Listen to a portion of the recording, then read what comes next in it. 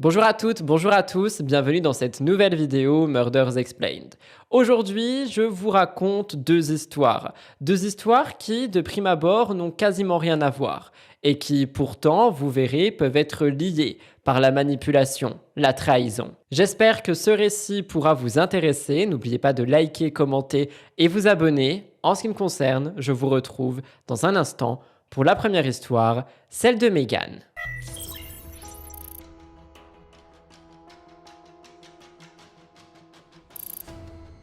Le matin du 1er octobre 2021, Megan Imirowisk se préparait pour l'une des journées les plus importantes de sa vie, son 18e anniversaire. Cette étape majeure devait être célébrée dans un hôtel chic, entouré d'amis et de festivités soigneusement planifiées. Pour être au sommet de sa forme, Megan avait prévu de passer par un salon de coiffure avant la fête.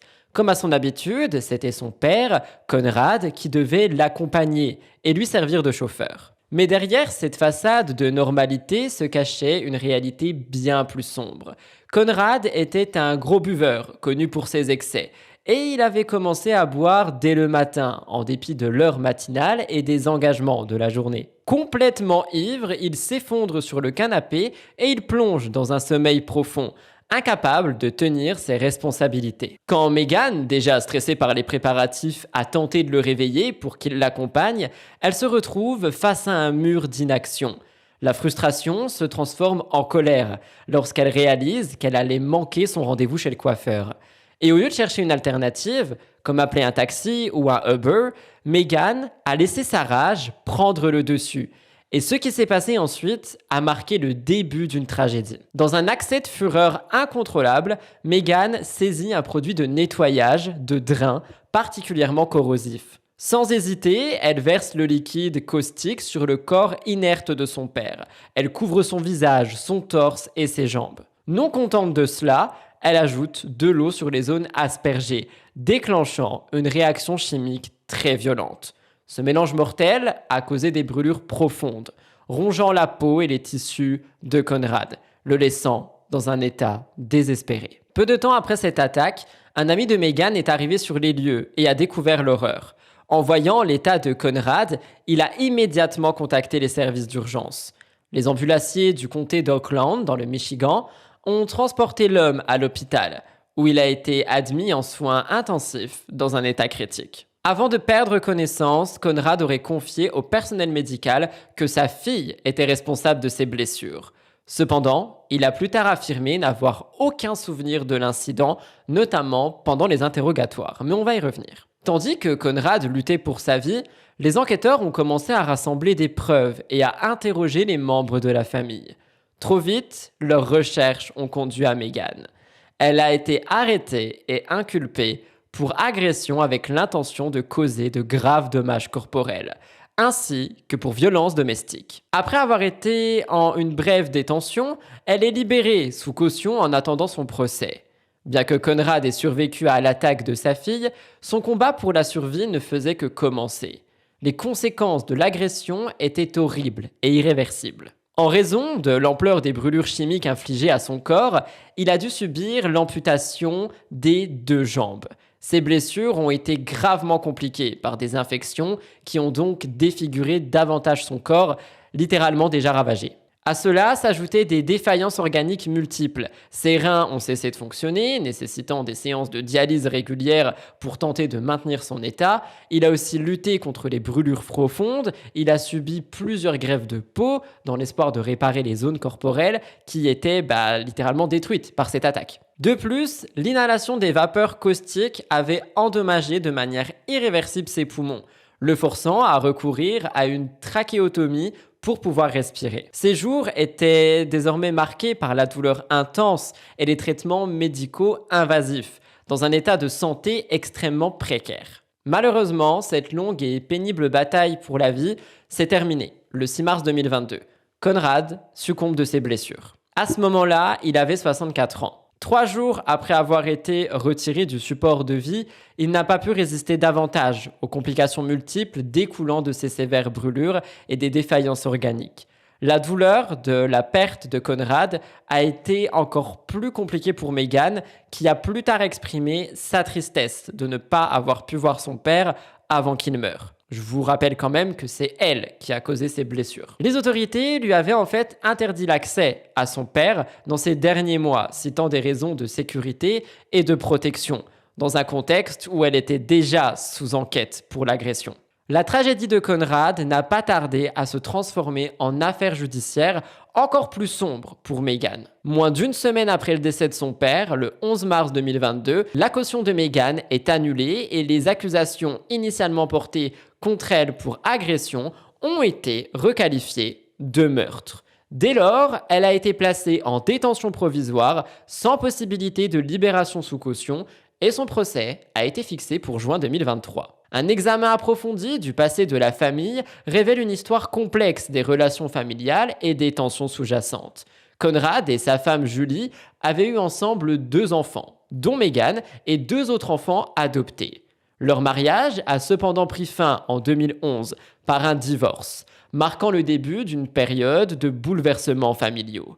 Malgré les ruptures et les décisions qui ont suivi, Meghan, bien que n'étant pas l'enfant biologique de Conrad, occupait une place spéciale dans son cœur. Elle était sa prunelle des yeux. On était sur une relation père-fille qui semblait forte et protégée. Cela pourrait expliquer, du moins en partie, pourquoi Conrad a fait peur d'un dévouement inattendu, même dans ses derniers moments. Il était alité, dans un état critique à l'hôpital, il se battait contre les conséquences des brûlures infligées par sa fille, mais il a vraiment voulu protéger Meghan des autorités. En dépit de son état, il a insisté pour dire qu'il n'avait aucun souvenir de l'incident, et a déclaré que personne, y compris sa fille, ne devrait être incriminé. Une tentative de protection qui pourrait découler d'un lien puissant, mais aussi de l'instinct de ne pas vouloir voir la famille détruite davantage. Lorsqu'elle a été interrogée à propos de l'attaque du 1er octobre, Meghan a adopté une position de défense farouche. Elle a rejeté toute responsabilité, affirmant qu'elle était simplement devenue le bouc émissaire d'une situation bien plus complexe. Selon elle, son frère aîné, Austin, aurait joué un rôle dans l'accusation portée contre elle, en manipulant leur père et en influençant les enquêteurs pour qu'ils croient qu'elle était coupable. Meghan a suggéré que des tensions familiales profondes et des rivalités entre frères et sœurs avaient pu alimenter cette dynamique. Cependant, les enquêteurs, déterminés à découvrir la vérité, ont scruté de près les déclarations de Meghan et les circonstances entourant l'incident. Après une enquête minutieuse et qui a exclu tout autre membre de la famille de toute implication, les preuves ont montré que Meghan était bien celle qui avait infligé les brûlures à son père, même s'il a tout fait pour la protéger. Les éléments rassemblés par les autorités ne laissaient aucun doute sur sa responsabilité dans l'attaque, confirmant que l'agression avait bien été perpétrée par elle et que les accusations portées contre elle étaient donc fondées. Julie, la mère de Meghan, a rapidement pris position pour défendre son ex-mari et son rôle dans la tragédie, rejetant les conclusions du médecin légiste. Selon elle, la cause du décès de Conrad ne devait pas être attribuée uniquement aux blessures et aux brûlures chimiques. Elle a insisté sur le fait que Conrad avait souffert de problèmes de santé bien avant l'incident, des problèmes chroniques, et que ces conditions avaient joué un rôle important dans sa mort, et que tout n'était pas la faute de Meghan. Julie a aussi suggéré que l'ampleur de la souffrance de Conrad, combinée à ses maladies préexistantes, avait été un facteur dans la dégradation de sa santé rapide et inévitable. Ainsi, la famille Imirowicz, déjà marquée par des fractures profondes et des secrets bien gardés, a été à l'origine d'une tragédie familiale choquante. L'histoire de Conrad, de ses souffrances et de son décès prématuré est désormais entachée de soupçons, de mensonges et de manipulations, offrant un reflet sombre d'une famille dévastée par ses propres conflits internes. Dans la salle d'audience, le contraste entre les arguments des procureurs et la défense était frappant. Les procureurs ont peint Meghan comme une jeune femme capricieuse, habituée à avoir tout ce qu'elle voulait et qui, lorsqu'elle se retrouvait frustrée, n'hésitait pas à utiliser la violence pour obtenir satisfaction. Ils ont soutenu que l'attaque contre son père n'était rien de moins qu'une vengeance, un acte de colère suite à la déception ressentie quand son père, l'homme qu'il avait traité comme une princesse toute sa vie, l'avait laissé tomber le jour de ses 18 ans. Selon eux, Meghan avait voulu faire payer à son père son incapacité à être là pour elle, et son acte était une réponse directe à ce qu'elle a considéré comme une trahison émotionnelle. Bien que l'on ne puisse jamais savoir avec certitude si Meghan était pleinement consciente des conséquences dramatiques de son geste, l'acte en lui-même, donc jeter tous ces produits chimiques sur son père, en dit long sur son état d'esprit. Le fait qu'elle ait choisi une méthode aussi extrême et irréfléchie pour se venger laissait entendre un état d'esprit déformé et impulsif, incontrôlé, celui d'une jeune femme prête à tout pour exprimer sa colère et sa frustration. De son côté, la défense a tenté de renverser cette image. Ils ont présenté Meghan comme une jeune femme immature, émotionnellement perturbée, mais non pas comme une meurtrière froide et calculatrice. Selon eux, elle adorait son père et n'aurait jamais été capable de lui causer du tort délibérément. Elle n'avait pas l'intention de lui ôter la vie. Si elle avait agi de manière imprudente et impulsive, c'est parce qu'elle était submergée par l'émotion et l'immaturité, et non pas par un désir de tuer. Selon la défense, son geste n'était donc pas un acte prémédité de violence, mais quelque chose qui ressemblait à une réaction désespérée à une situation qu'elle n'arrivait pas à gérer. Le 25 juillet 2023, après un procès tendu, Meghan est reconnue coupable du meurtre. Bien qu'elle fasse face à une possible peine de prison à vie, un tournant dans les événements a soulevé des questions sur la véritable justice de l'affaire. Si la culpabilité de Meghan semblait évidente, certains se demandaient si la punition envisagée était proportionnée à l'acte qu'elle avait commis, ou si les circonstances atténuantes liées à sa jeunesse, à son état mental, pourraient être prises en compte plus sérieusement. Un mois plus tard, la phase de détermination de la peine a commencé. Devant la cour, Meghan prend la parole. Elle dit que l'accusation a essayé de la faire passer pour un monstre, mais que ce n'est pas un monstre et qu'elle ne l'a jamais été. Elle dit que son père était son meilleur ami, son héros, et que l'amour qu'elle lui portait et le lien qu'ils partageaient ensemble étaient vraiment très forts. Ces paroles semblaient contradictoires avec son geste, mais elles témoignent également d'une complexité de son état d'esprit et de la confusion face à laquelle elle était. Les procureurs, choqués par la déclaration, ont demandé une peine d'au moins 7 ans de prison. Bien que cette demande puisse sembler indulgente, étant donné la gravité de son crime, elle était en réalité vue comme une peine relativement clémente, vu les circonstances. Les partisans de Meghan, notamment ses avocats, soutenaient qu'une peine plus légère serait justifiée par son immaturité, la nature de son acte et son absence d'intention criminelle préméditée. La juge, Victoria Valentine, après avoir pris en compte tous les éléments, a prononcé la décision.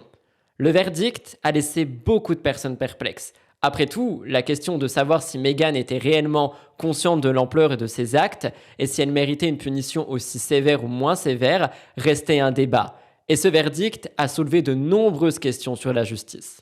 Meghan a donc été reconnue coupable du meurtre. Cependant, contrairement à ce que beaucoup auraient anticipé, la sentence a laissé un grand nombre de personnes sous le choc. Expliquant, la juge, qu'elle ne croyait pas qu'un enfant de l'âge de Meghan puisse comprendre pleinement l'acte qui a été fait, on a eu une peine d'1 an de prison. Vu que Meghan avait déjà passé 17 mois en détention préventive, en fait, elle serait libérée immédiatement, considérant que cette période était suffisante. Cependant, la libération conditionnelle de Meghan ne signifie pas qu'elle restait entièrement libre de toute contrainte. En effet, elle avait des conditions, comme notamment le fait qu'on surveillait son comportement après sa sortie. Et pendant sa période de libération conditionnelle, elle devait aussi subir une évaluation de santé mentale et se soumettre à des réévaluations tous les 6 mois. On a aussi mis un dispositif GPS pour la suivre, un couvre-feu de 21 heures et beaucoup de choses qui dureraient jusqu'en juillet 2028, période pendant laquelle Meghan serait donc suivie de près par les autorités. La juge a décidé de s'adresser directement à Meghan. Elle lui a dit « Je m'attends à ce que vous fassiez de bonnes choses au nom de votre père ». Ces mots étaient sévères mais également pleins d'espoir, démontrant que la juge en avait pour Meghan. Cette peine a été jugée extrêmement clémente par de nombreux observateurs et il y a eu de vives réactions de la part des procureurs qui ont contesté cette décision. Ils ont dit que l'acte restait extrêmement grave et que 1 an de prison plus d'une libération de cette manière jusqu'en 2028 pouvait vraiment laisser à désirer vu tout ce qui s'est passé avec son père. En décembre 2024, Donc là, après avoir examiné les faits, la Cour d'appel du Michigan a confirmé la décision du juge par un jugement unanime de 3-0, estimant que la peine était juste et proportionnée et que la sentence devrait être maintenue. Cela a laissé une nouvelle fois de nombreuses personnes perplexes. Est-ce que cette peine était justifiée dans des cas comme celui de Conrad? Meghan n'a jamais montré de signe de remords public pour le rôle qu'elle a joué. Elle a constamment nié toute culpabilité, elle a refusé d'accepter la réalité de ses actes et dans ses déclarations, elle se présente elle-même comme une victime, mise dans une situation incontrôlable qui dit en gros qu'elle n'a jamais voulu faire ce geste mais qu'elle l'a fait quand même. Cette histoire, très triste, soulève énormément de questions sur la justice, notamment par rapport aux enfants. Elle nous rappelle également que même dans les familles les plus aimantes, la frustration, le ressentiment et l'incapacité à gérer la déception peuvent conduire à des tragédies irréparables. Apprendre à accepter le mot non et à comprendre que certaines choses échappent à notre contrôle est essentiel pour la formation d'un individu assez équilibré. L'histoire de Meghan est un sombre rappel que parfois l'amour et le pardon, comme la vie elle-même, peuvent devenir conditionnels et fragiles. Pour réagir à cette première histoire, quand je l'ai écrit, je me suis dit « Waouh, la peine est quand même très basse par rapport à ce qui s'est passé ». J'attendrai d'avoir votre avis dans les commentaires, n'hésitez pas à me le dire avant de passer à la deuxième histoire.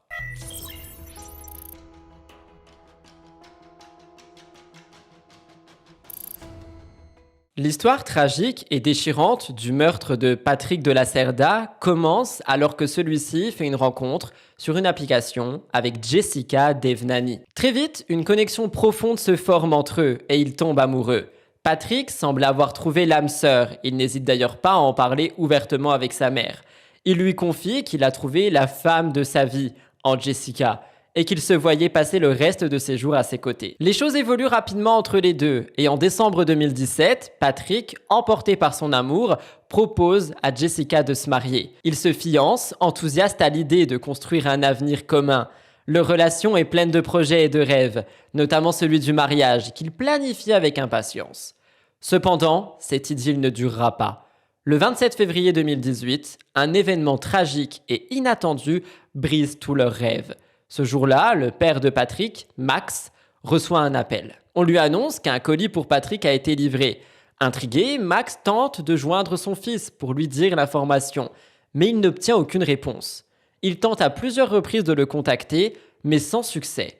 L'inquiétude commence donc à se faire sentir. Jessica, de son côté, est également de plus en plus préoccupée par l'absence de nouvelles de Patrick. Elle essaye de l'appeler, elle lui envoie des messages, notamment ce jour-là, mais aucune réponse ne lui parvint.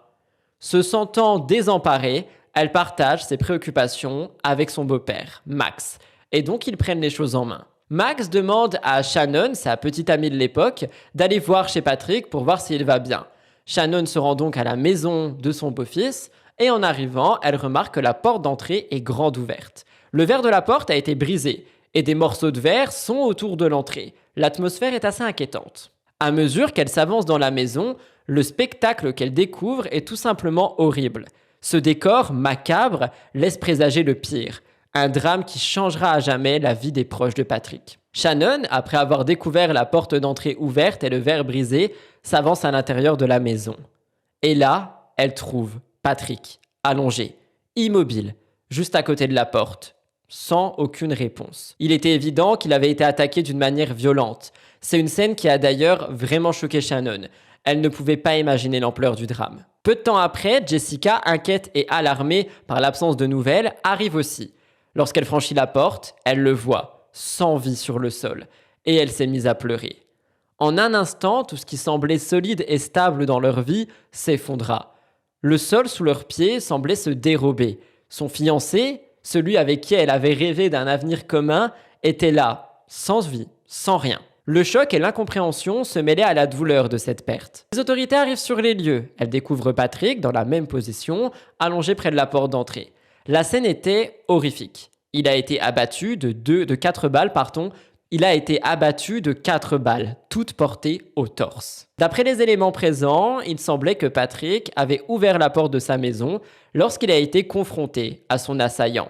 À peine avait-il pu tourner la tête pour voir qui se trouvait devant lui qu'il a été abattu froidement et est tombé en arrière. La scène donnait l'impression d'une embuscade bien orchestrée, où le tireur était venu avec l'intention claire de surprendre Patrick et de le tuer. Une attaque qui semblait ciblée. Après la découverte, la police fait rapidement une enquête pour déterminer l'identité de l'assassin et les motivations. Et lors de l'interrogatoire de Jessica, un nom est revenu, celui de Gregory Bender, son ex-petit ami. En fait, Jessica et Gregory avaient entretenu une relation tumultueuse pendant 8 ans, marquée par des hauts et des bas, avant que Jess ne rencontre Patrick. La séparation entre les deux avait eu lieu peu de temps avant qu'elle n'entame sa nouvelle relation. Et donc, leur rencontre initiale avait également eu lieu sur une application de rencontre, en 2009. Et bien que leur relation soit terminée, on avait toujours des tensions, notamment de la part de Gregory. Gregory, selon Jessica, était une figure de son passé qui n'avait pas accepté la fin de la relation. Ce passé semblait le hanter et le conduire à commettre l'irréparable. Bien que la police ne puisse pas encore confirmer cette hypothèse, elle ne pouvait ignorer le lien étroit entre Gregory et Patrick. Le meurtre de Patrick, comme je vous le dis, il était ciblé. C'était pas seulement une tragédie d'amour malheureux, mais un mystère qui plongeait ses racines dans le passé de Jessica, avec un homme visiblement prêt à tout pour la garder sous son emprise. L'enquête sur le meurtre de Patrick venait à peine de commencer, mais une chose était sûre. Le passé de Jessica pourrait avoir la clé pour résoudre ce mystère et comprendre les raisons qui ont conduit à la mort brutale d'un homme qui semblait avoir trouvé l'amour de sa vie, qui voulait se marier avec, avant que sa vie s'effondre. À l'époque, Gregory avait 42 ans, soit presque 20 ans de plus que Jessica, ce qui marquait déjà une différence d'âge significative. Leur relation avait commencé sur des bases apparemment solides, mais on a eu une tournure différente au fil du temps. Jessica remarqua que Gregory devenait de plus en plus jaloux et possessif. Elle ne l'avait jamais ressenti directement, mais elle avait quand même un peu peur avec lui, notamment lorsque, elle se disait qu'elle avait l'impression qu'il pourrait lui faire du mal. Elle avait constamment la crainte qu'il puisse causer du tort à d'autres hommes dans sa vie. Ce sentiment de contrôle et de dépendance affective la perturbait, mais elle n'arrivait pas à se détacher de lui. Elle voulait croire qu'il s'agissait simplement d'une phase et qu'au fond d'elle, elle se dirait que les choses pourraient s'arranger. Pourtant, elle avait un malaise constant, un malaise qui n'arrêtait pas de grandir. Au fil du temps, Gregory a fait une proposition que Jessica ne pouvait pas refuser. Il la demande en mariage. Ce geste symbolique pour le futur qu'elle avait toujours rêvé de partager avec quelqu'un était là et donc elle a accepté. Les fiançailles furent célébrées dans une atmosphère pleine de promesses et Jessica se voyait déjà passer sa vie avec Gregory, imaginant un avenir construit sur de l'amour et de la stabilité. Mais ce futur tant attendu allait s'effondrer, brisé par une vérité que Jessica n'aurait jamais pu prévoir. En 2016, le couple traverse une épreuve sérieuse. Gregory doit subir une intervention chirurgicale majeure. Il a été dans des soins intensifs, dans un état de santé très fragile, et Jessica était inquiète pour lui, donc elle lui a rendu visite à l'hôpital. Mais à ce moment-là, lorsqu'elle est rentrée dans la chambre, elle a trouvé une scène qui allait la bouleverser à jamais. Une autre femme était là, elle se tenait à côté de Gregory. La femme, visiblement surprise de voir Jessica, lui demanda qui elle était. Jessica était confuse, mais elle a affirmé sa place en disant qu'elle était la fiancée de Gregory et elle lui a montré la bague qu'il lui avait offerte. À ce moment-là, l'autre femme réplique froidement et elle dit « Non, c'est moi la femme de Gregory » et elle lui montre aussi une bague. C'est ainsi que Jessica a appris que Gregory, pendant tout ce temps, était déjà marié à quelqu'un d'autre, une femme qui s'appelle Dimara Sanchez. Ça a été un choc pour Jessica. Elle n'avait jamais soupçonné qu'il puisse cacher une telle réalité. Et la douleur de cette trahison a été dévastatrice. Elle avait cru en cette relation sincère, exclusive, mais cette découverte l'a laissée désemparée. C'était comme un coup de poignard dans son cœur. Les jours suivants furent un tourbillon d'émotions, et c'est plusieurs jours après cette rencontre que Gregory a pris contact avec elle pour lui expliquer. Il tente de minimiser les choses, notamment son mariage avec Dimara. Il assure à Jessica qu'il n'y a rien de personnel et rien d'émotionnel dans cette union. Il dit que c'est un mariage qui a un arrangement purement pratique, qu'en gros il avait soutenu financièrement Dimara et lui avait permis de vivre avec lui afin qu'elle puisse s'installer dans un quartier où son fils pourrait fréquenter une bonne école. Il insistait sur le fait que c'était vraiment un compromis logistique et que son véritable amour était pour Jessica, qui selon lui était la seule personne qu'il désirait dans la vie. Pour étayer ses propos, il explique que son mariage avec Dimara n'avait jamais été destiné à être romantique ou même intime.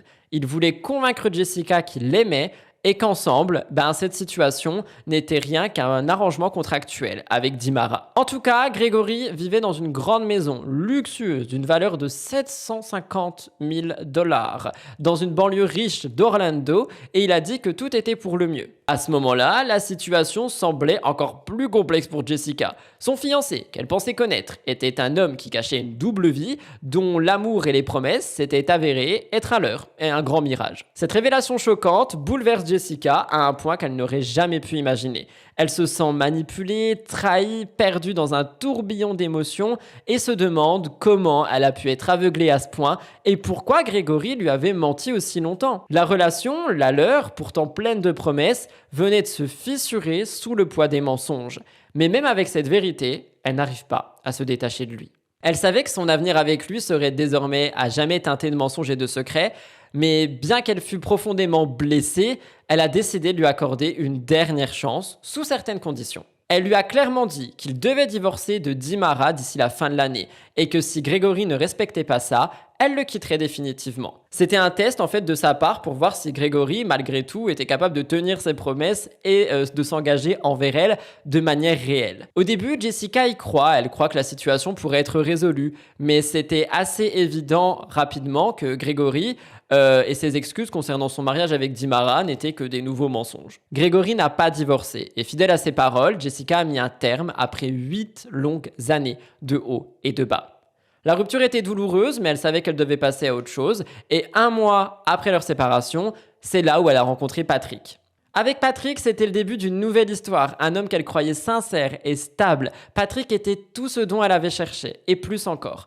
Cependant, même après la fin de leur relation, vous l'avez compris, Grégory n'était pas prêt à laisser Jessica partir. Il n'acceptait pas le fait qu'elle ait pris cette décision malgré sa propre situation avec Dimara. Et lui devenait de plus en plus possessif et intrusif. Jessica avait mis un point d'honneur à garder cette distance, elle voulait couper tous les ponts avec lui, pensant que cette étape dans sa vie était derrière elle et que cette relation horrible était terminée. Elle choisit de ne pas parler à Grégory de sa nouvelle relation avec Patrick, de peur qu'il réagisse de manière violente ou imprévisible, et au début, elle a réussi à maintenir le secret, en espérant que Grégory finirait par se faire à l'idée qu'ils n'avaient plus rien à partager ensemble. Mais à peine 5 mois après sa nouvelle relation avec Patrick, Grégory, qui n'avait jamais cessé de la surveiller, découvrit par hasard l'existence de Patrick en fouillant sur les réseaux sociaux. Il trouva son Facebook et à partir de là, il lui a envoyé des messages menaçants, de plus en plus insistants. Il a exprimé son mécontentement face à sa relation avec Jessica et il était assez intrusif. Grégory se sentait profondément possessif et en colère, incapable de supporter l'idée que Jess puisse être heureuse avec quelqu'un d'autre. Ses messages envers Patrick étaient pleins de colère, pleins de frustration et il était de plus en plus menaçant. Jessica, bien que inquiète, avait quand même à ce moment-là l'impression qu'elle avait pris les bonnes décisions en coupant Grégory de sa vie.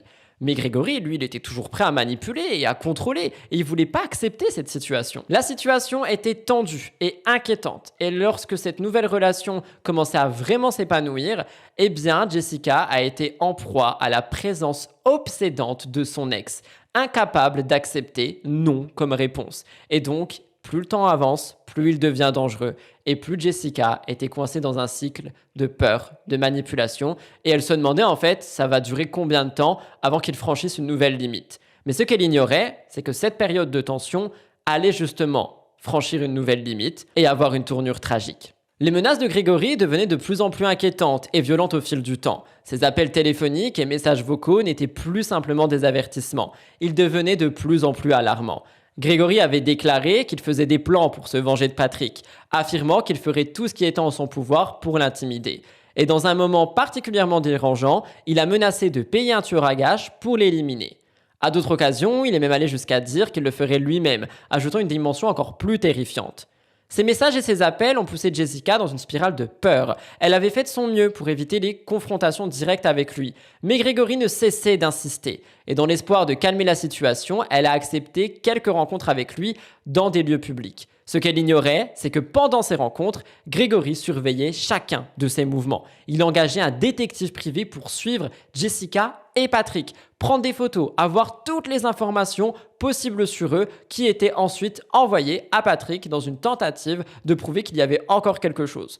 En clair, il prévoyait des rendez-vous, il faisait prendre des photos de ses rendez-vous et il les envoyait à son copain actuel pour faire croire qu'ils étaient toujours ensemble. Les mois ont passé et les menaces sont devenues insupportables. Et en décembre 2017, elle demande une ordonnance de protection auprès d'un juge. L'ordonnance a été accordée, interdisant Grégory d'entrer en contact avec l'un ou avec l'autre. Il devait d'ailleurs rester à une distance minimale de 100 mètres.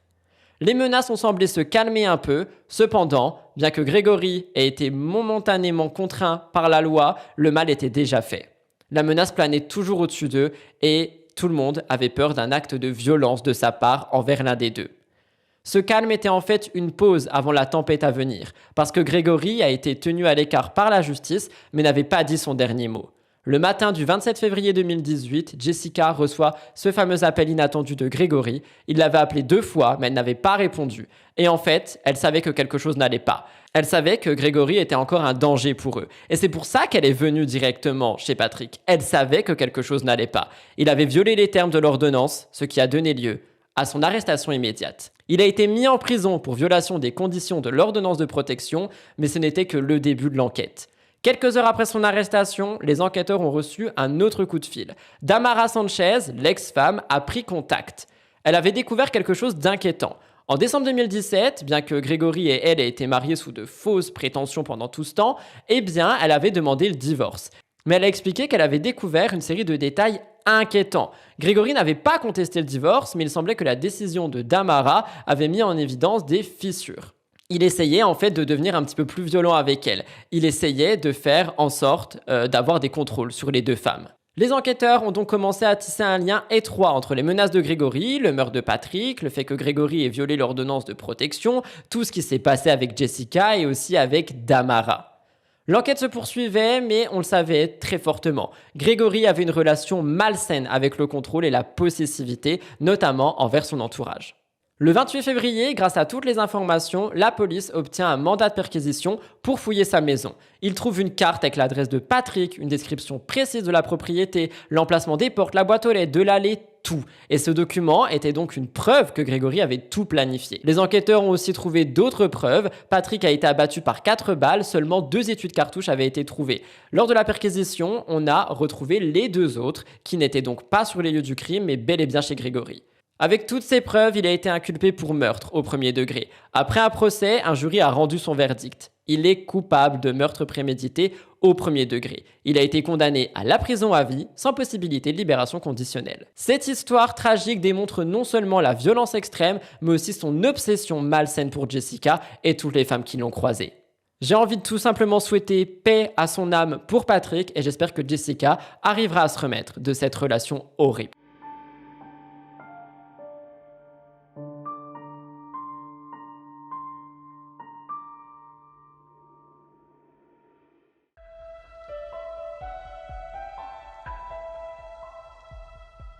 Angela Boswell, la grand-mère d'Evelyn, avait marqué le début de sa vie de famille très jeune. À seulement 16 ans, elle avait déjà donné naissance à son premier enfant, Tommy Boswell Jr., avec Tommy Boswell Sr., alors âgé de 24 ans en 1993.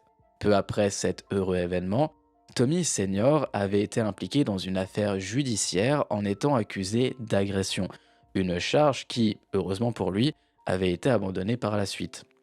8 ans plus tard, en 2001, Angela et Tommy Senior avaient accueilli leur deuxième enfant, une fille prénommée Megan Boswell. Peu de temps après l'arrivée de Megan, ils avaient décidé de se marier. Leur union, célébrée le 10 octobre, avait semblé sceller une période de stabilité pour leur toute petite famille, désormais composée de 4 membres. Cette tranquillité apparente avait duré pendant 8 années. Mais les choses avaient brusquement basculé en mars 2009. Angela avait été arrêtée pour agression aggravée après un incident violent. D'après le mandat d'arrêt, elle avait attaqué Tommy Senior, son mari, en le poignardant au cou avec un stylo. Leur fils, Tommy Jr., s'était interposé dans une tentative désespérée que le conflit ne dégénère davantage. Finalement, en octobre 2011, le couple s'était totalement séparé. Cependant, malgré cette rupture, ils avaient tout de même décidé de continuer à cohabiter sur le même terrain familial. Bien que résidant dans des maisons différentes, ils partageaient toujours la même propriété. En février 2012, les tensions familiales, déjà bien présentes, avaient de nouveau éclaté dans un épisode de violence particulièrement marquant. Tommy Boswell Sr. et son fils aîné, Tommy Jr., alors âgé de 18 ans durant cette période, avaient été arrêtés et inculpés de tentative de meurtre. Cet incident avait été déclenché par une confrontation avec le nouveau compagnon d'Angela, l'ex-femme de Tommy Sr., ce qui avait rapidement dégénéré en une altercation violente. D'après les documents judiciaires, Tommy Jr. s'était rendu chez sa mère où il avait frappé à la porte à plusieurs reprises. Faute de réponse, il avait alors décidé de briser une vitre afin de s'introduire dans la maison. Une fois à l'intérieur, il s'était confronté au petit ami d'Angela, le sommant de quitter les lieux sur le champ. Ce dernier, sans chercher à escalader la situation déjà bien tendue, s'était exécuté et avait commencé à s'éloigner en direction de l'allée. C'est alors qu'il avait aperçu une camionnette foncer droit sur sa direction. Au volant de ce véhicule se trouvait Tommy Boswell Sr. lui-même. Sans ralentir, Tommy avait percuté l'homme avec le véhicule, le projetant violemment au sol. Ne s'arrêtant pas là, le père et le fils avaient poursuivi leur assaut en utilisant un club en bois pour le frapper à plusieurs reprises. La victime, malgré ses blessures, avait réussi à s'échapper de peu et à contacter les forces de l'ordre. Les deux agresseurs avaient alors été rapidement appréhendés et accusés de tentative de meurtre. Toutefois, face à des négociations judiciaires, ils avaient plaidé coupables à une accusation réduite d'agression aggravée. En fin de compte, ils avaient tous deux écopé d'une simple probation, une sentence qui, bien qu'officielle, avait probablement laissé un goût amer au petit ami d'Angela, désormais très probablement son ex. Cet événement n'avait fait que renforcer la réputation de Tommy Sr. comme étant une pomme pourrie. Une seule erreur peut être excusée, mais dans son cas, les incidents étaient multipliés. À peine 5 mois après cette arrestation, en juillet 2012, il avait de nouveau été interpellé, cette fois pour des accusations d'agression domestique, d'enlèvement et de simple possession de substances illicites. Là encore, il avait échappé à une peine de prison et avait reçu une probation, une décision que beaucoup auraient pu juger trop clémente étant donné la gravité de ces accusations.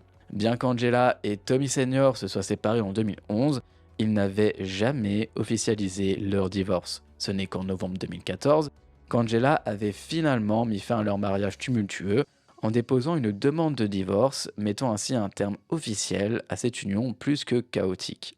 4 ans plus tard, le 21 novembre 2018, un rayon de lumière avait illuminé cette famille mouvementée avec la naissance d'Evelyn Mae Boswell.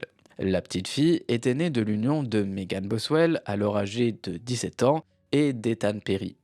Evelyn était décrite par ses proches comme une enfant adorable et souriante. Avec ses cheveux blonds et ses grands yeux bleus, elle avait conquis le cœur de tous ceux qui la rencontraient. Elle était pleine de vie, joyeuse et captivée par la chanson Baby Shark, tout comme d'ailleurs de nombreux enfants à cette époque. Revenons maintenant au point de départ de cette affaire tragique, maintenant que vous avez un petit peu le background familial. Le 19 février 2020, une alerte Amber avait secoué toute la communauté locale, apparaissant sur les téléphones des habitants afin de signaler la disparition d'Evelyn Boswell, alors âgée de seulement 15 mois. En l'espace de quelques heures, cette annonce avait déclenché une vague d'inquiétude mais également de curiosité, poussant des centaines de personnes à se tourner vers les réseaux sociaux afin d'obtenir davantage d'informations.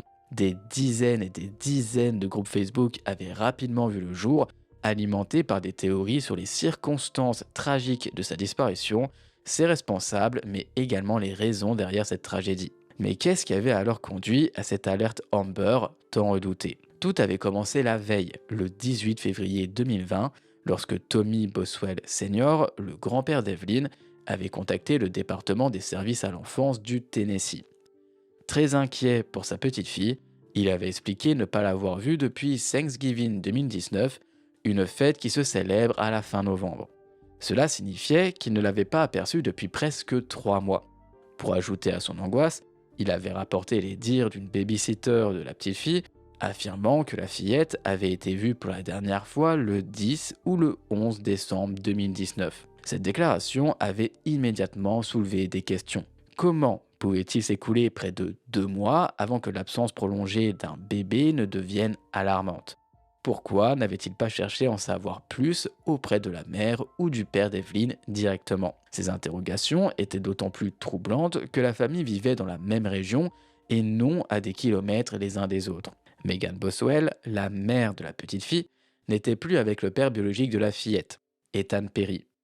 Après leur séparation, Megan avait entamé une relation avec un homme nommé Preston Wood que tout le monde connaissait sous le nom de Hunter. Néanmoins, cette relation avait également pris fin.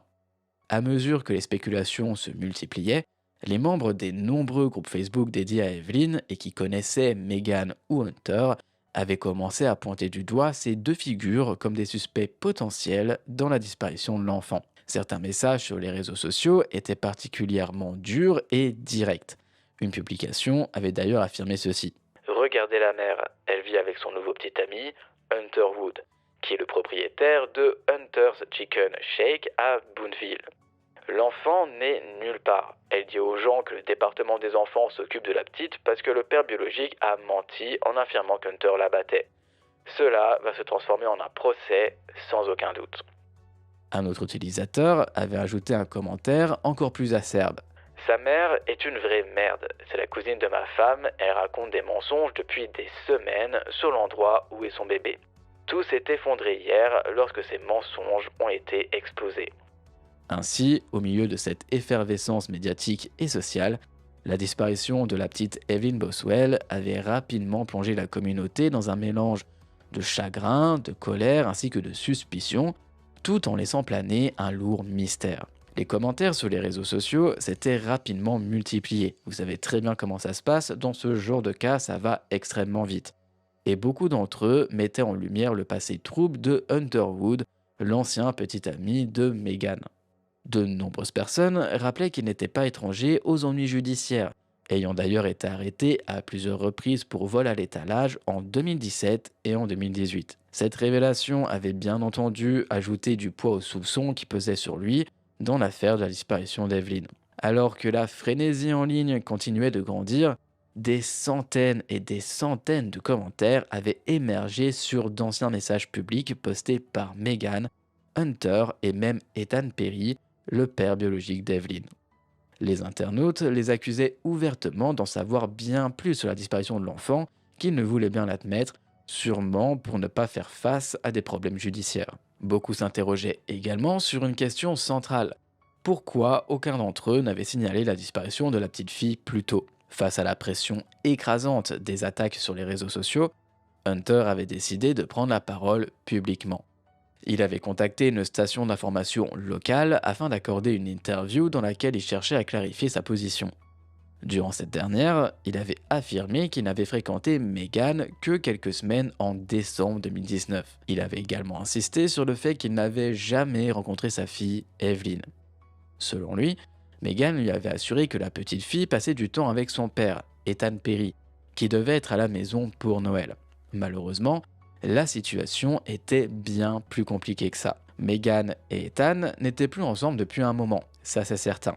Mais après leur séparation, Megan avait obtenu la garde complète d'Evelyn car Ethan, militaire de l'armée américaine, était stationné en Louisiane, bien loin de sa fille.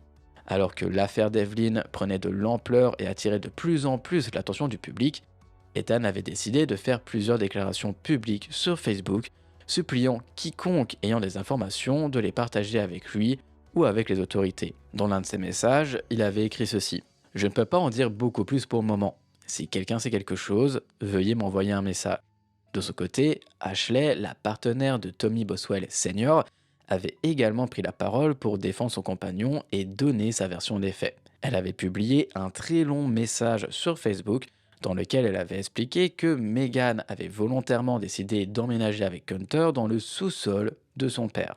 Elle avait aussi insisté sur le fait que Tommy Senior n'avait pas expulsé Megan, mais lui avait simplement indiqué qu'il louerait la maison à quelqu'un d'autre si elle ne souhaitait plus y vivre. Dans le même message, Ashley avait même accusé Megan de comportement irresponsable, mentionnant notamment une voiture rouge pour laquelle Tommy Senior lui aurait donné près de 20 000 $. Pourtant, Megan avait apparemment pris un privilège sur cette voiture sans raison valable, malgré l'aide financière que Tommy Senior lui apportait régulièrement. Ashley avait conclu son message en affirmant que Tommy n'aurait jamais, mais jamais de la vie laissé Evelyn ou encore Megan sans domicile, insinuant ainsi que les problèmes de Megan relevaient de ses propres choix et non d'un manque de soutien familial. Ashley avait également réagi à d'autres publications concernant la disparition de la petite fille. Dans l'un de ses commentaires, elle avait écrit ceci. Megan nous disait que le bébé était avec cette personne et cette autre personne jusqu'à ce qu'elle ne puisse plus suivre tous ses mensonges. Cette cascade de révélations et de prises de parole publiques avait plongé la communauté dans une confusion encore plus grande. En fait, Megan disait à qui veut bien l'entendre que sa petite fille était dans les bras d'une tierce personne, mais finalement au fur et à mesure, elle a dû avouer que ce n'était pas le cas. Sauf que la question se pose alors, où est cet enfant et pourquoi Megan, sa propre mère, ne sait pas où est Evelyn et surtout à qui elle l'aurait confié. Les accusations mutuelles et les justifications embrouillées ne faisaient qu'ajouter au mystère entourant la disparition de la petite Evelyn, tout en dressant un portrait troublant des dynamiques familiales et des tensions sous-jacentes qui semblaient avoir marqué la vie de l'enfant. Une semaine après la publication de l'alerte Amber concernant la disparition d'Evelyn, le shérif Jeff Cassidy, responsable du comté local, a tenu une première conférence de presse officielle au sujet de l'enquête. Au cours de toute cette déclaration, il avait mentionné que les enquêteurs faisaient face à des rapports contradictoires sur la dernière fois où Evelyn avait été aperçue. Bien que les parents de l'enfant participaient activement à l'enquête, il avait également noté que Megan fournissait des informations confuses, inexactes et même parfois trompeuses sur les mouvements récents de sa fille. L'enquête, dès ses débuts, semblait s'enliser. À titre d'exemple, Megan avait initialement affirmé qu'Evelyn se trouvait avec son père, Ethan. Toutefois, cette déclaration avait rapidement été démentie, car ce dernier, en poste avec l'armée en Louisiane, n'avait pas vu sa fille depuis plusieurs semaines. En dépit des efforts combinés des autorités et de la communauté en ligne, plus de 300 pistes générées par les réseaux sociaux et les détectives amateurs n'avaient conduit à aucune avancée concrète. Lors de cette conférence, le shérif Cassidy avait également sollicité l'aide du public en lançant un avis de recherche concernant une BMW argentée. Les enquêteurs pensaient que les occupants de ce véhicule pourraient, pourquoi pas, détenir des informations essentielles sur la disparition d'Evelyn. Il avait alors demandé à la communauté locale de signaler toute apparition suspecte de cette voiture. Peu de temps après la conférence, Tommy Boswell Sr., le grand-père d'Evelyn, s'était exprimé auprès d'une chaîne d'information pour confirmer qu'il avait été celui qui avait contacté les services sociaux. Il avait alors déclaré ceci. Je ne sais pas ce qui s'est passé, mais c'est moi qui ai contacté les services sociaux et qui ai lancé toute cette procédure. Selon Tommy, il avait également confronté son ex-femme, Angela, à propos de l'absence d'Evelyn, exigeant que l'enfant soit rapidement retrouvé. Angela, cependant, avait répondu d'une manière inquiétante. « Tu ferais mieux de ne pas faire ça, parce que tu vas le regretter. » C'est alors que l'histoire avait pris une tournure encore plus étrange. Le même jour, Megan avait été vue par une équipe de journalistes à l'extérieur du palais de justice. Lorsqu'elle avait été interrogée, elle avait déclaré qu'elle savait où Evelyn se trouvait et surtout avec qui elle était. Pourtant, elle n'avait pas signalé la disparition plus tôt car, selon ses dires, elle ne voulait pas que cette personne s'enfuit avec sa fille. Donc, si vous êtes complètement perdu et que vous trouvez cette affaire complètement louche, je vous rassure, c'est tout à fait normal. Megan avait cependant ajouté qu'elle faisait confiance à la personne en question pour s'occuper de sa fille. Donc c'est quand même très contradictoire puisque sa fille n'est pas avec elle, elle sait selon elle où elle se trouve et avec qui. Elle n'a pas signalé sa disparition puisque si elle l'avait fait, la personne en question aurait pris la fuite avec son enfant et donc ça la faisait peur, ce qui est tout à fait normal. Toutefois, elle répète quand même qu'elle fait confiance à cette personne pour s'occuper de sa fille. Ça n'a vraiment aucun sens. Quoi qu'il en soit, quelques heures plus tard, la fameuse BMW avait été localisée dans l'état voisin de la Caroline du Nord. Les deux occupants du véhicule avaient été arrêtés pour vol, mais Evelyn n'était malheureusement pas avec eux. Les suspects n'étaient autres qu'Angela Boswell, la grand-mère d'Evelyn, et son nouveau petit ami, William McLeod. La découverte de leur implication avait soulevé encore plus de questions sur le rôle de la famille dans cette affaire complexe. Il avait ensuite été révélé que le véhicule appartenait finalement à la mère de Hunter, l'ancien petit ami de Megan. La voiture était censée être vendue à Megan et Angela, mais au lieu de payer, ces dernières en avaient simplement pris possession. Lorsqu'elles avaient cessé de répondre aux appels de la propriétaire, Celle-ci avait signalé la voiture comme volée. Cette situation soulevait de nombreuses interrogations. Pourquoi Angela et William se trouvaient-ils dans un autre état, loin de leur domicile, alors que leur petite fille était portée disparue? Leur comportement étrange et la découverte de ce vol avaient amplifié la suspicion qui pesait sur eux. L'implication croissante des membres de cette famille tissait une toile complexe de mensonges, de contradictions et de mystères. L'affaire Evelyn Boswell, bien que déjà troublante, devenait de plus en plus difficile à démêler, à mesure que de nouveaux éléments venaient compliquer l'enquête. Les enquêteurs étaient désormais confrontés à un réel puzzle où chaque pièce semblait introduire davantage de confusion, laissant planer le doute sur la véritable histoire derrière la disparition de cette fillette. Et bien entendu, sur les réseaux sociaux, il y avait énormément de rumeurs, de théories, et ça ne faisait qu'augmenter au fur et à mesure que l'enquête se déroulait.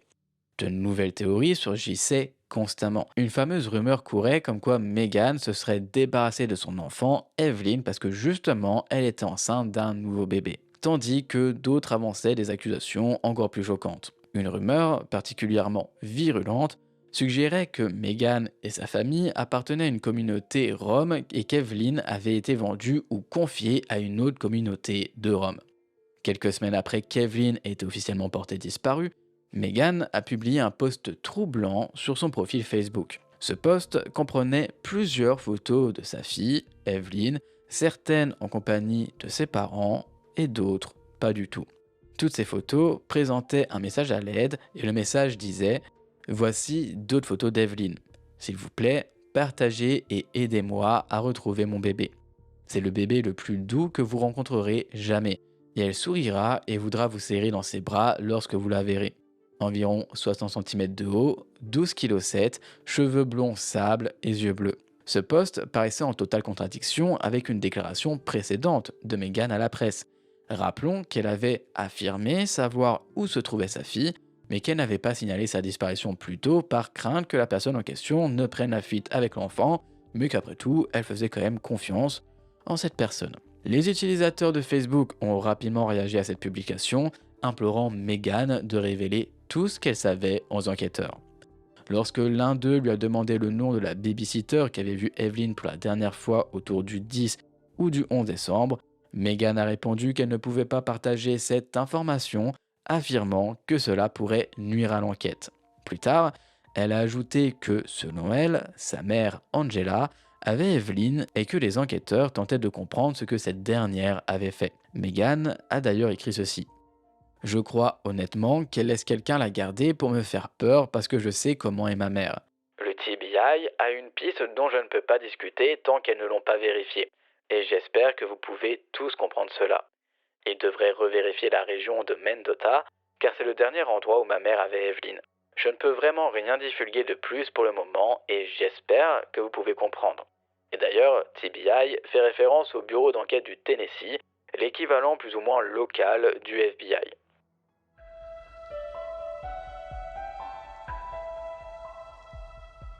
La tournure publique qu'avait pris l'affaire d'Evelyn Boswell sur les réseaux sociaux était presque irréelle, comme si l'enquête elle-même se jouait finalement sur Facebook et tout autre réseau social. Meghan continuait d'interagir avec les internautes, répondant sporadiquement à leurs commentaires. Lorsqu'un utilisateur lui a suggéré de passer un test de polygraphe, insinuant que cela n'affecterait pas son éventuelle grossesse avant qu'elle ne soit avancée, Meghan a réagi en demandant à quel stade une grossesse pourrait être affectée par un tel test.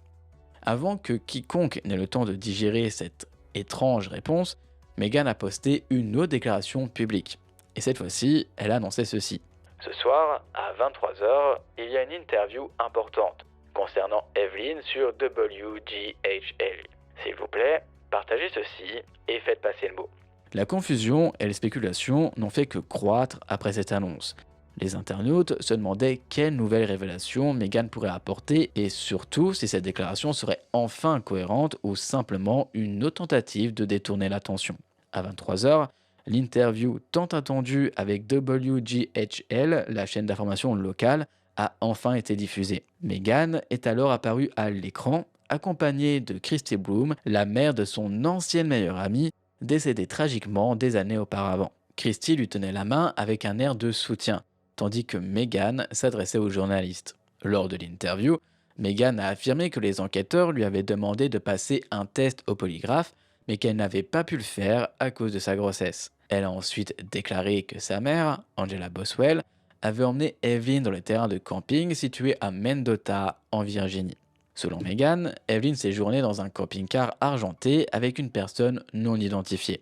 Elle a assuré avoir fourni cette information aux forces de l'ordre, mais que celle-ci avait refusé de fouiller le camping, prétendument parce que ne la croyait pas. Meghan a conclu avec une déclaration dramatique, disant qu'elle irait elle-même chercher Evelyn si le bureau d'enquête du Tennessee ne le faisait pas.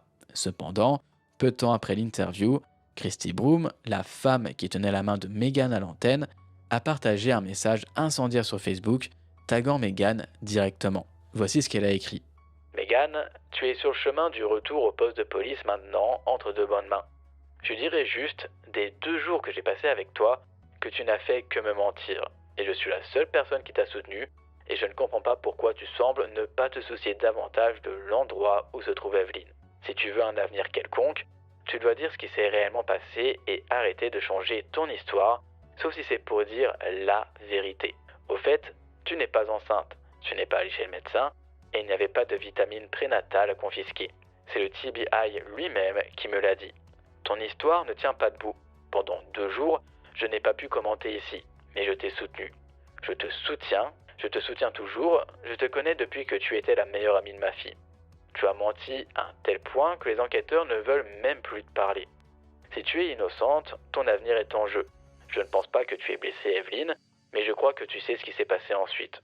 Tu dois leur dire où elle est, et je sais que tu le sais. Les internautes étaient bien évidemment sidérés. Qu'est-ce qui avait bien pu se passer entre Christy et Meghan pour qu'il y ait ce message?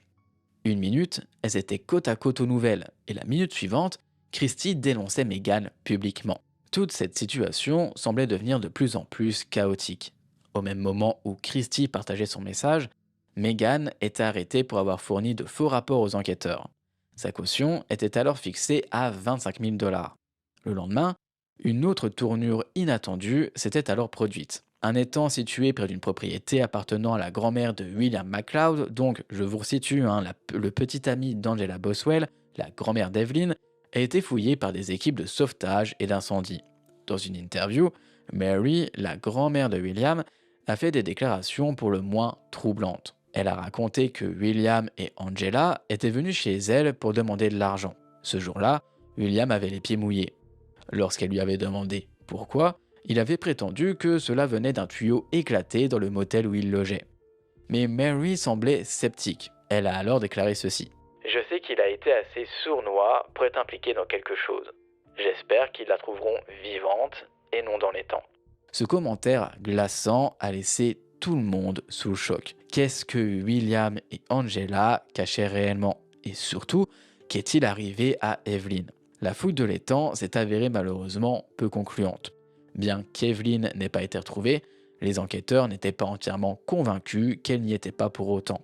Le shérif Cassidy a convoqué une nouvelle conférence de presse où il a expliqué que les multiples versions contradictoires de Meghan concernant les allées et venues d'Evelyn avaient considérablement retardé l'enquête. C'est précisément pour cette raison qu'elle avait été arrêtée et accusée de faire de faux rapports. Il a également clarifié une autre affirmation de Meghan.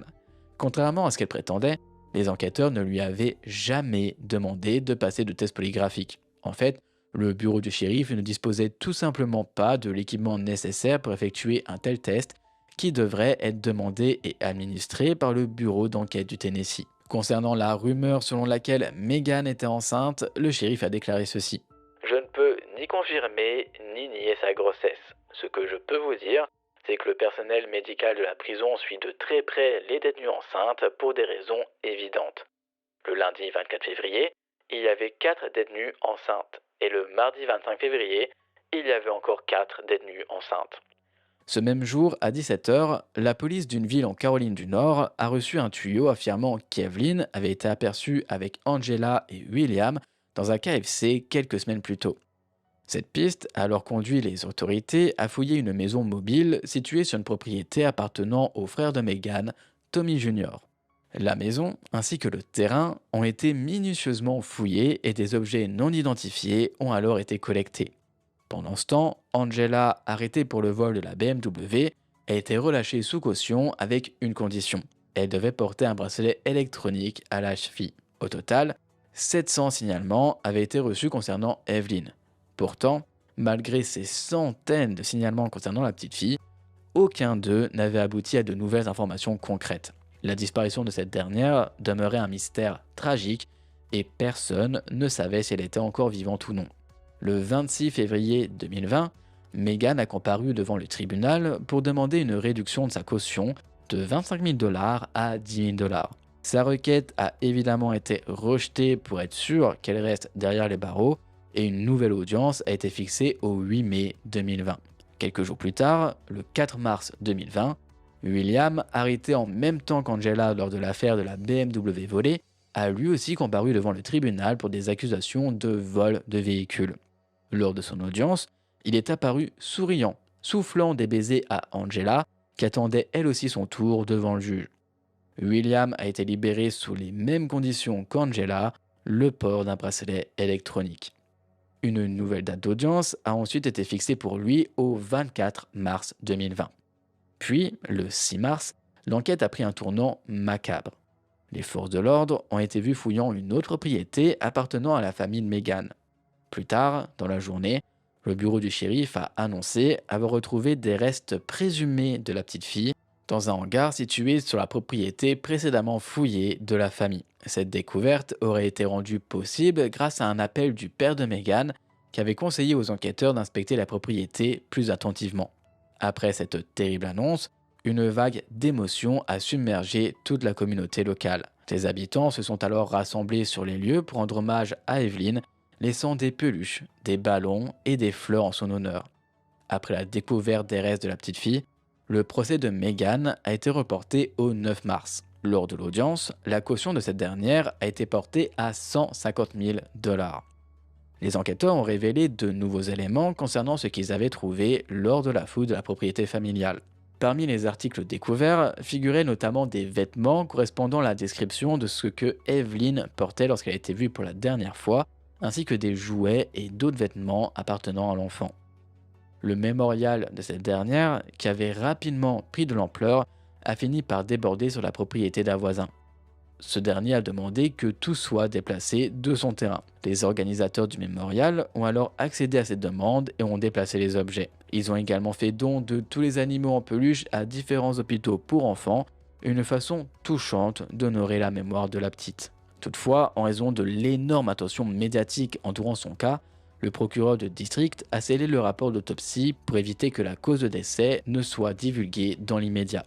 Le même jour, Angela Boswell a accordé une interview à un journal local, dans laquelle elle a affirmé qu'elle n'avait pas vu Evelyn depuis septembre 2019, après une dispute avec Meghan.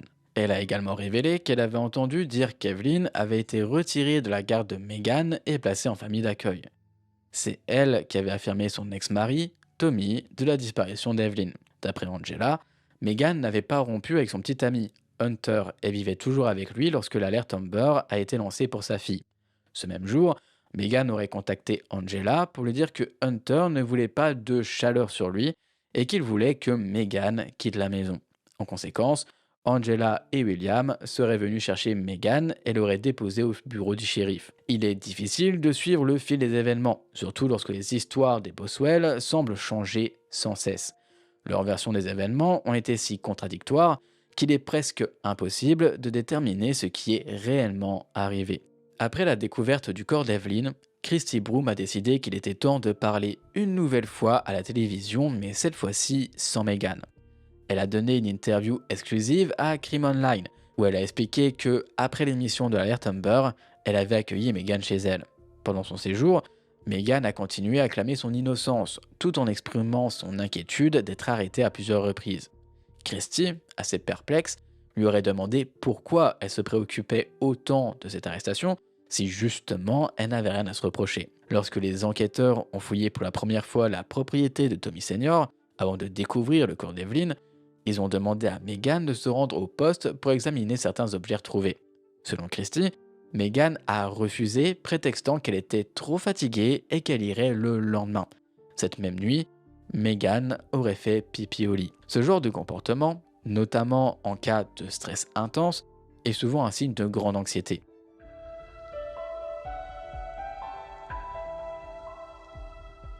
L'audience de Meghan a eu lieu en mai 2021, où elle a été inculpée de 11 chefs d'accusation pour avoir fait de faux rapports.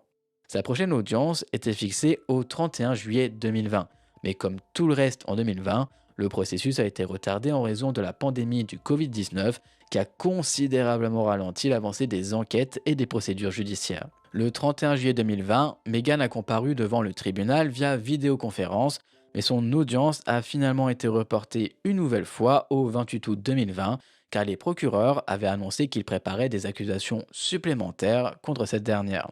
Le 19 août, Meghan a été inculpée de 19 chefs d'accusation liés à la mort d'Evelyn, y compris 2 chefs d'accusation de meurtre criminel, un chef d'accusation de maltraitance d'enfants, un chef d'accusation de négligence aggravée des enfants, un chef d'accusation de falsification de preuves, un chef d'accusation d'abus de cadavre, de non-déclaration d'un décès et 12 chefs d'accusation de faux rapports. Sa caution a été fixée à 1 million de dollars, une somme qui, clairement, était impossible à payer pour la famille Boswell. Lors de l'audience du 28 août, les 19 chefs d'accusation ont été lus et Meghan a plaidé non coupable à chacun d'entre eux. Après un an d'examen des preuves, le procès de Meghan a finalement été fixé au 26 septembre 2022. L'agent spécial du TBI, David Gratz, a témoigné au tribunal que Meghan lui avait déclaré en février 2020 qu'Evelyn était décédée dans un accident pendant qu'elle dormait toutes les deux avec son petit ami. Selon Meghan, le petit ami s'était retourné sur Evelyn dans leur sommeil et lorsqu'ils se sont réveillés, ils ont découvert qu'elle ne respirait plus. Cependant, Meghan a affirmé qu'elle ne savait pas où se trouvait le corps de cette dernière. Un autre agent spécial du TBI, Brian Fraley, a témoigné que lors de la fouille du hangar sur la propriété de Tommy Senior, il avait découvert le corps d'Evelyn dans un conteneur à l'intérieur d'une vieille maison de jeu.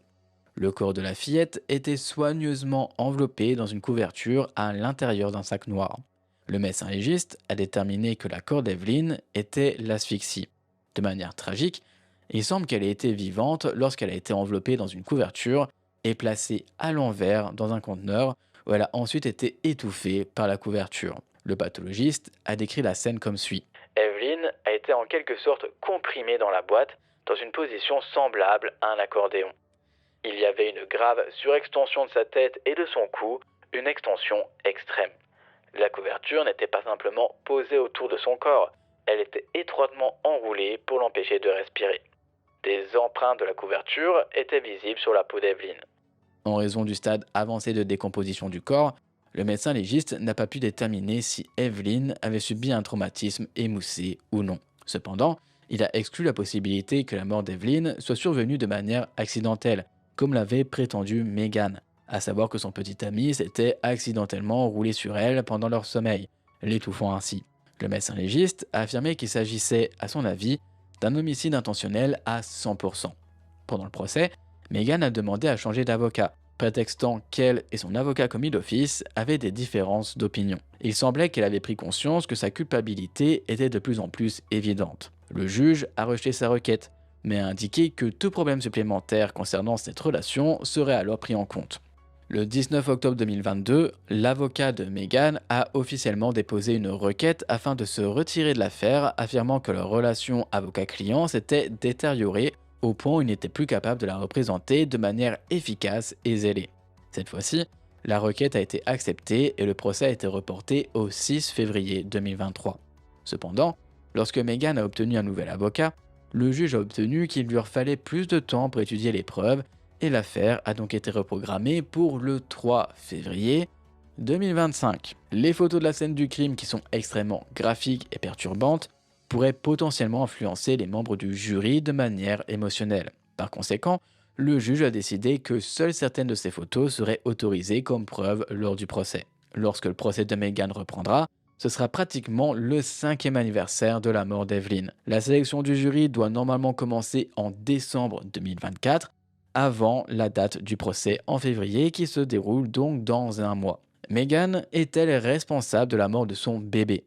Sans connaître les preuves exactes que l'accusation présentera et les arguments de la défense, il est plutôt difficile de se prononcer. Cependant, les nombreuses déclarations contradictoires de Meghan concernant les déplacements d'Evelyn alimentent évidemment les soupçons. Espérons que, d'ici février 2025, justice sera rendue pour Evelyn Maye Boswell.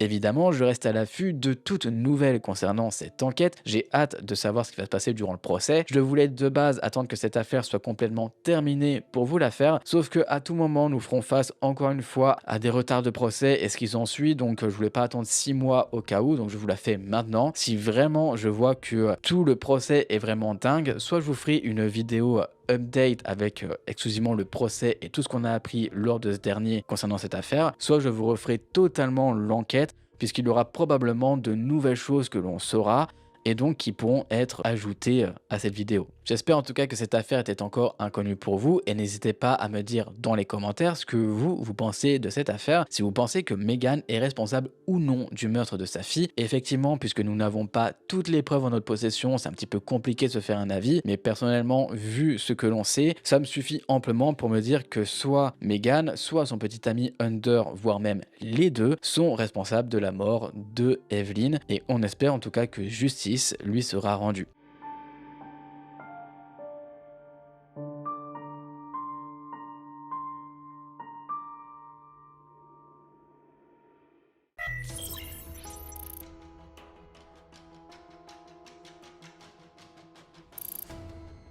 Ryan Carter Poston est né le 30 décembre 1982 à Fort Mitchell, dans l'État du Kentucky, au sein d'une famille aimante. Ses parents, Lisa et Jay Poston, étaient comblés de joie à la naissance de leur premier enfant. Ryan est rapidement devenu un frère aîné dévoué et protecteur, veillant sur son plus petit frère, avec une toute jeune attention particulière. Cependant, son enfance a été marquée par la séparation de ses parents. Malgré cette épreuve, Ryan a trouvé un nouvel équilibre familial lorsque sa mère se remarie avec Peter Carter. Ce beau-père a joué un rôle important dans la vie de Ryan, à tel point que Ryan a choisi d'adopter son nom en deuxième prénom, témoignant donc de l'affection qu'il lui portait. Bref, la nouvelle union de sa mère a élargi la famille. Et Ryan a eu 3 sœurs cadettes avec la même bienveillance et le même instinct protecteur que lui avait aussi avec son petit frère. Ces liens familiaux profonds ont forgé une grande partie de son caractère, un mélange de chaleur, responsabilité et loyauté. Ryan a eu une éducation marquée par la diversité culturelle et une ouverture sur le monde. Pendant son adolescence, il a fréquenté des écoles prestigieuses, à l'étranger également, notamment l'école internationale de Manille aux Philippines, ou encore l'école internationale de Genève en Suisse. Ces expériences l'ont exposé à des perspectives mondiales variées, enrichissant son regard sur les défis et les injustices auxquelles de nombreuses personnes font face. Très jeune, il ressent une vocation profonde, celle de se battre pour la justice et contribuer à un monde meilleur. Ce désir ardent d'aider les autres l'a naturellement conduit à envisager une carrière en droit. Mais Ryan ne voulait pas être un simple avocat. Il souhaitait défendre les plus vulnérables, ceux qui manquaient de ressources pour se faire entendre.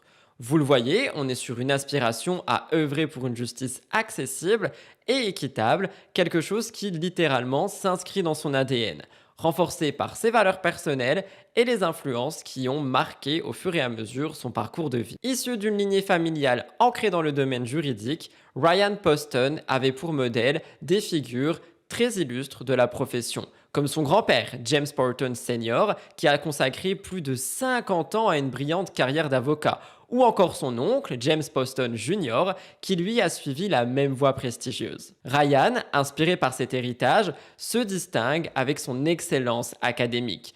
Il obtient un diplôme en droit au Salmon P. Chase College, l'université du nord du Kentucky, après avoir brillamment terminé ses études à l'université de l'Indiana en 2005. Il avait réalisé un exploit assez rare finalement, décrocher une triple majeure en sciences politiques, histoire et géographie. Fort de ses bases solides, il se lance rapidement dans le monde juridique et il établit sa carrière à Cincinnati. Passionné par son métier, il ne se contente pas de défendre des clients, il fait preuve d'une véritable vocation. Et il accepte d'ailleurs généralement des affaires qui sont bénévoles. Et ses engagements montrent encore une fois que son but était vraiment d'aider les autres face aux complexités des systèmes judiciaires. Pour Ryan, pratiquer le droit n'est pas seulement une profession, mais une mission.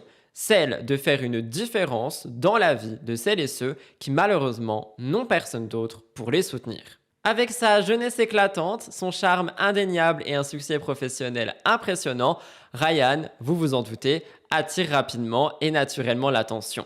Il aurait d'ailleurs pu choisir parmi de nombreuses prétendantes, tant son charisme et sa beauté continuaient de susciter l'admiration. Pourtant, c'est Shaina Herbers, une jeune femme au tempérament captivant, qui retient son regard et qui marque le début d'une relation qui va profondément influencer son destin. Vous l'avez donc compris, Ryan Poston est un homme à qui tout sourit. Il réussit son parcours professionnel, il réussit aussi autour de lui en montrant que c'est un homme bien. Et littéralement, c'est un beau parti, on va pas se mentir. Donc vous vous en doutez, une relation amoureuse, ça allait forcément lui tomber dessus et c'est celle-ci qui va créer un sentiment d'angoisse au fur et à mesure des années et au fur et à mesure des choses qui se sont déroulées entre sa petite amie et lui-même.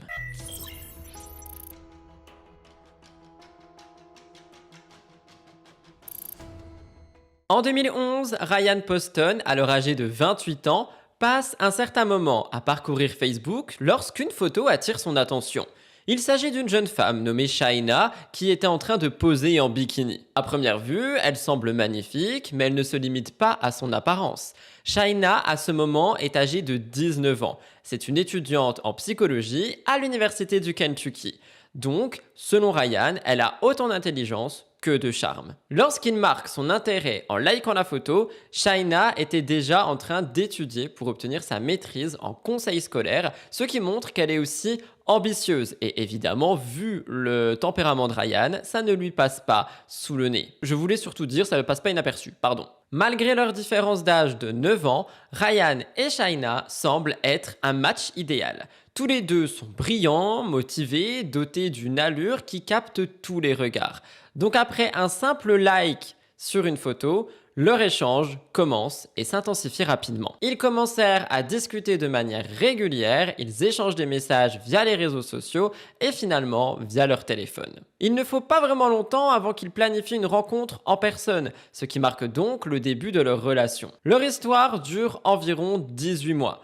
Bien qu'elle débute sur des bases passionnées, elle prend rapidement un tournant moins idyllique. Ce qui commence comme une connexion intense entre les deux se transforme peu à peu en dynamique toxique. Selon les proches de Ryan, Shaina a développé une obsession inquiétante pour lui, accompagnée d'un comportement possessif qui lui aussi ne fait que grandir. Shaina adopte des attitudes intrusives. Elle arrive à l'improviste chez Ryan, sans invitation, sans avertissement, comme si elle cherche constamment à vérifier ce qu'il est en train de faire. Elle semble hantée par l'idée qu'ils puissent envisager de mettre fin à leur relation, peu importe les efforts de Ryan pour la rassurer. Même lorsqu'ils n'étaient pas ensemble physiquement, Shaina s'efforçait de maintenir une emprise virtuelle sur lui. Elle inondait son téléphone de messages incessants, particulièrement lorsqu'il mettait quelque temps à répondre. Shaina Herbers n'est pas le genre de personne à accepter un refus. Pour vous parler d'elle, elle est née en 91, le 8 avril, dans le Kentucky à Lexington, et elle a, depuis son plus jeune âge, des caractéristiques de quelqu'un qui est destiné à attirer l'attention et à se démarquer. Très brillante sur le plan académique, Shaina excellait dans tout ce qu'elle entreprenait à l'école, et donc c'était vraiment l'élève modèle et la meilleure dans de nombreuses disciplines. Mais sa réussite ne se limite pas aux études, elle est également dotée d'un esprit créatif et d'une énergie qui captive celles et ceux qui la croisent. Elle est passionnée de musique, elle est passionnée de théâtre, elle adore chanter, elle adore se produire sur scène, elle est naturellement talentueuse dans ces domaines et ses prestations empreintes de charisme font souvent sensation. Cependant, sous cette aura finalement, se cache une facette bien plus complexe et troublante. Si Shaina brille par sa détermination et sa présence, elle lutte aussi contre des émotions assez difficiles à contrôler. Ceux qui l'avaient connue de plus près, comme certains de ses anciens camarades de classe ou des amis d'enfance, évoquent aussi une personnalité plus passionnée et imprévisible. Elle semble ressentir chaque émotion à l'extrême, en particulier face au rejet. quelque chose qu'elle a du mal à accepter. Une amie d'enfance, Sarah Robinson, se souvient de Shaina comme une personne qui gère très mal les déceptions. Selon elle, une déception était vécue intensément, presque viscéralement. Si un garçon rompt avec elle, si un prétendant ne répond pas à ses avances, Shaina avait tendance à réagir de manière excessive. Ses réponses allaient bien au-delà d'une tristesse ou d'un chagrin passager, elle éclatait en sanglots incontrôlés, elle hurlait et elle se présentait comme une victime d'une tragédie personnelle ou alors de conspiration. Ses réactions quasiment théâtrales étaient tellement marquées qu'elles surpassent même les drames auxquels certains adolescents peuvent être enclins. Bien qu'elle soit objectivement belle et souvent perçue comme une partenaire de rêve sur le plan physique, Shaina avait acquis une réputation moins enviable. On avait pas mal de rumeurs qui circulaient parmi ses camarades, disant que derrière cette apparence séduisante et sa personnalité vibrante se cachent donc des colères émotionnelles imprévisibles et des explosions qu'il fallait mieux éviter. Pour certains, Shaina représentait autant une source d'admiration qu'une figure de prudence. Vous l'avez compris également ici, Shaina était donc une très belle femme qui n'arrivait pas forcément à gérer ses émotions. Ses émotions la rongeaient de l'intérieur, surtout quand elle n'avait pas ce qu'elle voulait. Alors imaginez deux personnes ensemble avec deux caractères comme les leurs, évidemment, au bout d'un moment, ça pète.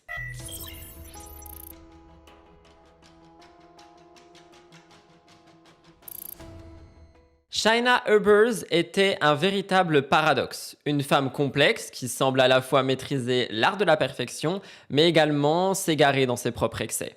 D'un côté, c'est l'élève modèle, l'artiste accompli, un mélange enviable d'intelligence et de talent. De l'autre, elle semble continuellement marcher sur une ligne tenue entre passion et possessivité. Son désir de perfection, bien qu'admirable, s'accompagne d'extrêmes émotions, qui vont, à leur insu, poser les bases de certains épisodes les plus sombres de sa vie. Lorsque Ryan, bien plus âgé qu'elle, entre dans sa vie, leurs attentes dans la relation sont opposées. Ryan, à 28 ans, cherche avant tout une liaison décontractée, sans attache ni grande attente. Il n'avait aucunement l'intention de se marier ou de s'engager sérieusement à ce moment-là de sa vie. Il est probable qu'en choisissant Shaina, beaucoup plus jeune et encore en plein finalement dans sa phase de découverte personnelle, il pensait avoir trouvé quelqu'un avec qui cette approche tout aussi détachée des relations pourrait être la sienne. Peut-être supposait-il qu'elle souhaitait simplement s'amuser, explorer sa jeunesse et ne recherchait pas à s'engager. Mais cette vision était très loin de la réalité. Pour Shaina, cette relation n'avait rien de léger ou de passager. Dès les premiers instants, elle pose sur Ryan un regard très intense qui ne laisse aucune place à l'ambiguïté. C'était pas simplement son petit ami, c'était devenu, à ses yeux, une partie centrale de son existence. Peu importe ce que Ryan ressentait ou souhaitait, Shaina semblait déterminée à le garder près d'elle, qu'il le veuille ou non. Leur relation était, sans surprise, tumultueuse. Pourtant, ce qui s'est véritablement déroulé entre eux dépend fortement de la personne à qui on pose les questions. En gros, les récits varient grandement quant à l'histoire qui est racontée du point de vue de Ryan et celle qui est racontée du point de vue de Shaina. Du côté de Shaina, elle décrit Ryan comme un partenaire cruel, dénigrant, qu'elle accuse d'avoir été émotionnellement violent, mais selon Shaina, Ryan faisait régulièrement des commentaires blessants à propos de son poids, critiquant son apparence et en allant même jusqu'à dire qu'elle aurait dû faire de la chirurgie esthétique pour corriger ses défauts. Je vous ai un petit peu expliqué d'où vient Ryan, comment est-ce qu'il a agi avec ses frères et sœurs, comment est-ce qu'il a agi à l'école, quel genre de personne c'était. Excusez-moi, mais j'ai du mal à croire la version de Shaina. À ses amis, Shaina peignait un portrait assez sombre de leur relation. Elle affirme que Ryan la traite comme une servante, exigeant qu'elle s'occupe de ses besoins, mais pas des siens. Elle ajoute qu'il y a également eu des violences physiques à plusieurs reprises. Elle parle d'un incident qui aurait eu lieu en avril 2012. Selon elle, une confrontation avec Ryan à propos de remarques dégradantes aurait dégénéré. Elle affirme qu'il l'a physiquement saisie pour la jeter en dehors de l'appartement. Mais dans sa version des faits, elle raconte que Ryan l'aurait ensuite frappée alors qu'elle aurait tenté de récupérer ses affaires avant de quitter les lieux. Encore une fois, je ne trouve pas que ça ressemble à Ryan. Évidemment, cette version n'est pas du tout celle partagée par Ryan ou ses proches, qui décrivent une dynamique bien différente. Pour eux, Shaina représentait une présence obsédante, incontrôlable dans la vie de Ryan, l'entraînant d'ailleurs dans une spirale émotionnelle de drames incessants. Ces récits divergent et illustrent la nature complexe et troublée de leur relation, où les limites entre la réalité et la perception semblent s'effacer au fil du temps. D'après les témoignages des amis de Ryan, il n'y avait aucune preuve qu'il a été physiquement violent envers elle. Cependant, ils affirmaient que la véritable source de la tension dans leur relation était l'obsession croissante de Shaina. Elle devenait de plus en plus intrusive, bombardant Ryan de messages incessants. Elle était incapable de tolérer l'absence de réponse de sa part. Chaque fois qu'il était occupé ou qu'il ne pouvait pas répondre immédiatement, Shaina mettait en place des stratégies manipulatrices pour le pousser à réagir, le rendant responsable de son propre stress, une vraie manipulation. Elle avait développé une capacité à le faire culpabiliser à tel point qu'il se sentait obligé de répondre, même si cela n'était pas ce qu'il voulait. Les comportements de Shaina deviennent de plus en plus extrêmes avec le temps. Elle a des explosions d'émotions violentes, des crises qui semblent surgir sans avertissement et qui perturbent la vie de Ryan qui lui voulait simplement une relation légère. Elle ne se contente pas en fait de simples disputes, on est sur des scènes qui laissent Ryan épuisé et déstabilisé.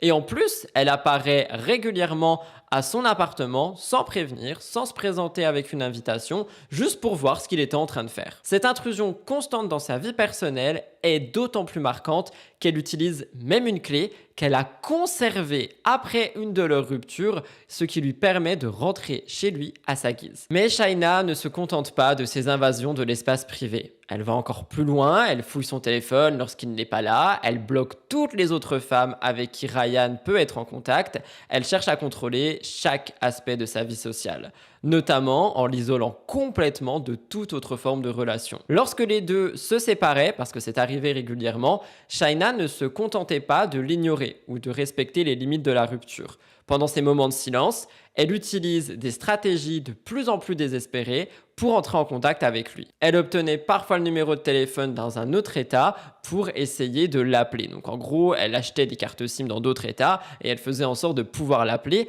en espérant qu'il réponde aux appels anonymes et donc qu'ils aient une forme de communication. Oui, c'est creepy. Lors d'une autre de leurs ruptures, Shaina, dans un ultime effort pour attirer l'attention de Ryan et sa pitié, a été jusqu'à simuler une grave maladie cardiaque. Elle a joué avec la santé.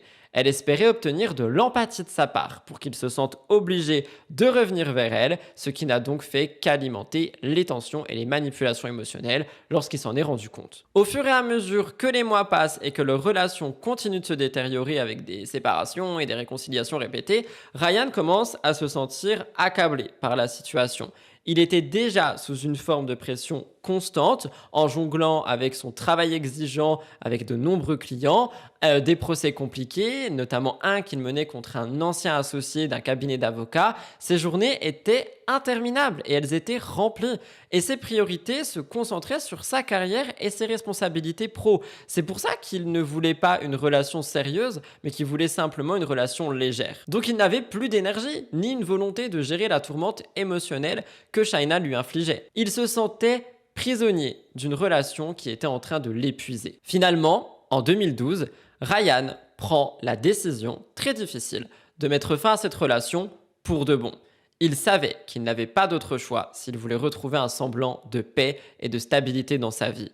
Mais comme beaucoup l'imaginent actuellement en m'écoutant et beaucoup l'avaient imaginé à ce moment-là, cette rupture ne s'est pas passée aussi simplement que ça. Shaina, incapable d'accepter la fin de cette histoire, refuse catégoriquement de se retirer. Elle continue d'essayer d'imposer sa présence dans la vie de Ryan en l'appelant sans cesse, en lui envoyant des tonnes de messages et en allant jusqu'à entrer dans son appartement avec la clé. Elle refusait de croire que c'était terminé et cela n'a fait que d'ajouter de la pression et de la tension entre les deux.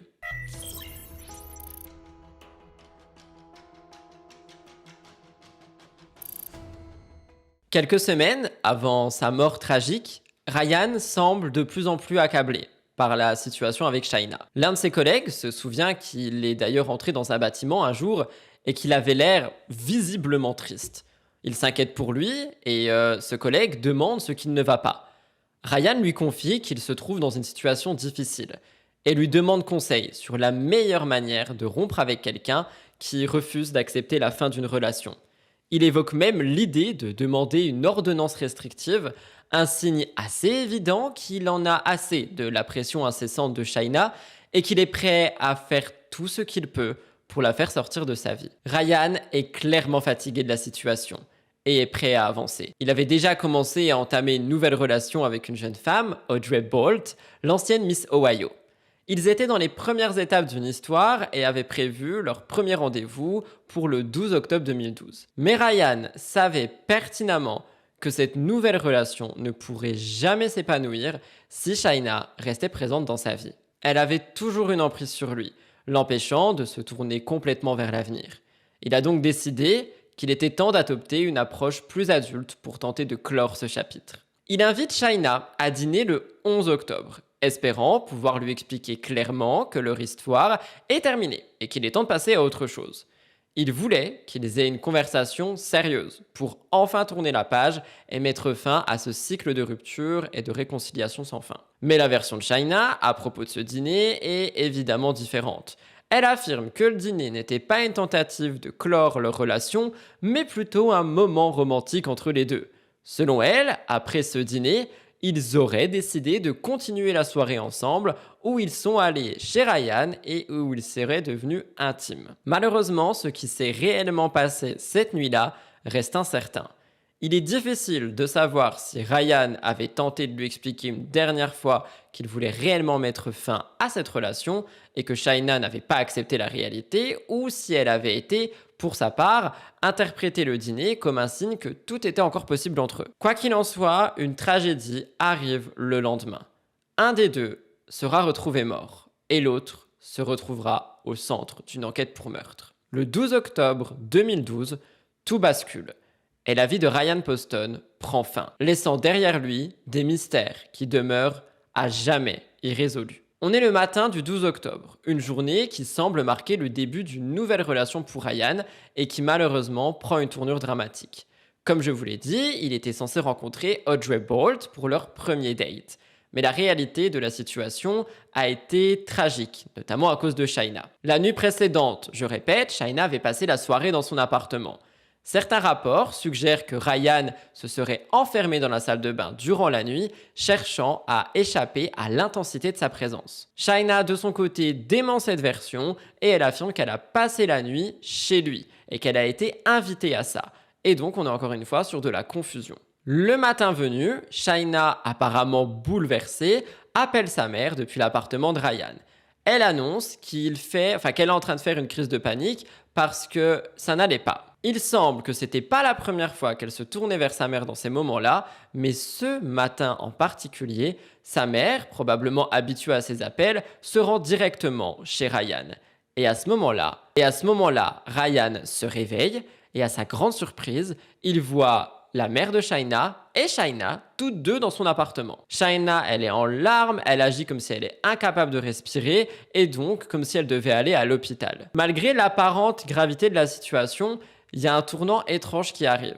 Au lieu de se rendre à l'hôpital pour recevoir des soins, Shaina et sa mère décident de partir faire du shopping. À ce moment-là, elle continue de dire à Ryan tout au long de la journée qu'elle est dans un mauvais état de santé. Elle lui envoie des messages pour lui tenir informé de sa condition de santé, mais c'était évident en fait que ce qu'elle disait et ce qu'elle était en train de faire n'avait aucun sens. Elle était en train de faire du shopping avec sa mère tout en disant à Ryan qu'elle était littéralement à l'hôpital pour des crises de panique. Son but était de le manipuler. Le soir du 12 octobre arrive et Ryan, perturbé par l'incident du matin, continue sa journée et il se prépare pour son fameux rendez-vous avec Audrey. Leur rencontre était planifiée pour 21h dans un bar, mais ça a été repoussé à 22h, probablement en raison des événements de la journée. Ryan espère pouvoir se détendre à ce date, commencer une nouvelle phase de sa vie, et il se rend donc à la soirée avec certaines attentes, qui sont d'ailleurs très sincères de sa part. Cependant, ce qui devait être un moment léger s'est rapidement transformé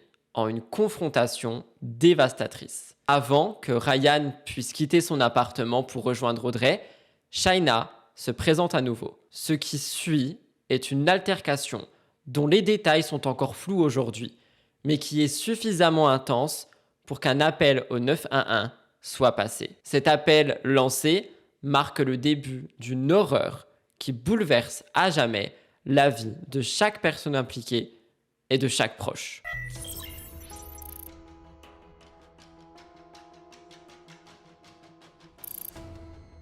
Lorsque les forces de l'ordre et les services médicaux d'urgence arrivent sur les lieux du crime, ils découvrent Ryan Poston, mort, victime de 6 balles tirées avec une précision meurtrière. La scène du crime était étrange et dénuée de signes de lutte. Le corps de Ryan est positionné d'une manière qui suggère qu'il se trouvait assis tranquillement à la table lorsqu'il a été abattu. Autour de lui, les éléments de la scène restent inchangés, y compris une télévision qui prétendait avoir été jetée mais qui était toujours sur place et recouverte de poussière, suggérant qu'elle n'avait pas été utilisée. Le chef qui supervisait l'enquête observe que la scène semble totalement dépourvue de toute lutte, ce qui va donc en contradiction avec l'idée d'une altercation. Shaina est rapidement emmenée au poste de police pour être interrogée. L'interrogatoire qui suit, d'une durée de 3 heures, a été inhabituel pour les enquêteurs. L'enregistrement vidéo de l'interrogatoire montre que Shaina est dans un état presque détaché,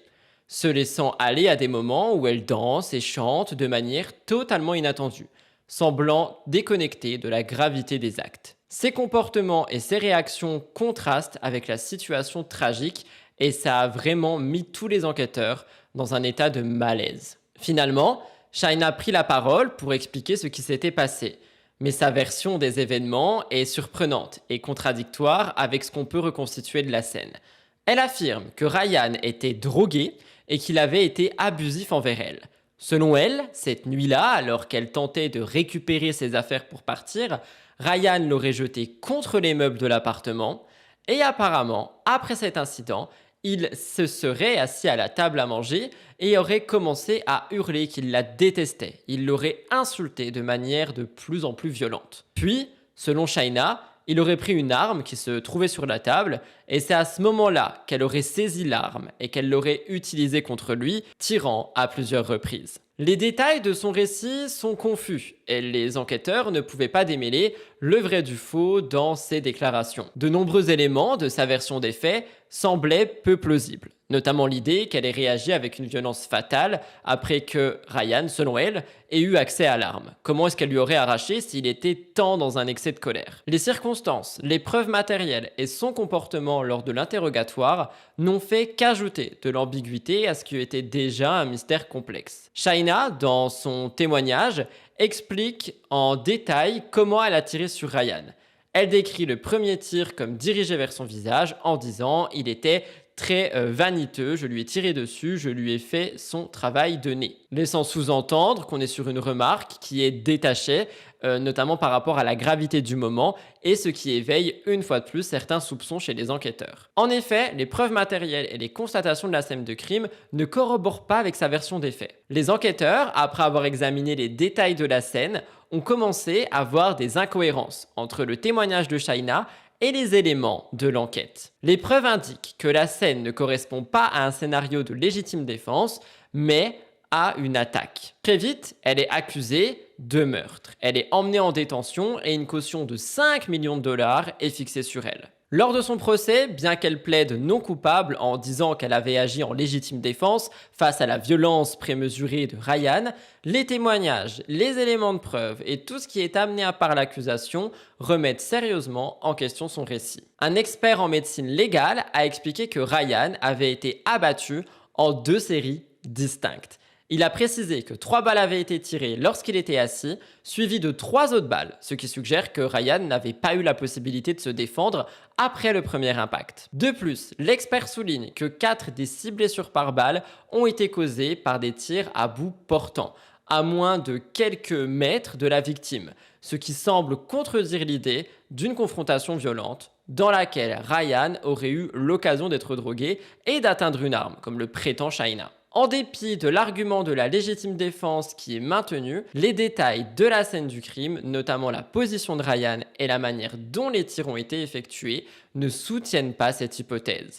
De plus, les éléments de l'enquête montrent aucun signe de lutte, aucun signe de violence physique préalable qui aurait pu justifier une réaction aussi extrême. Quant à l'affirmation de Shaina, selon laquelle Ryan l'avait agressé physiquement cette nuit-là, on n'a aucune preuve tangible qui vient étayer ces accusations.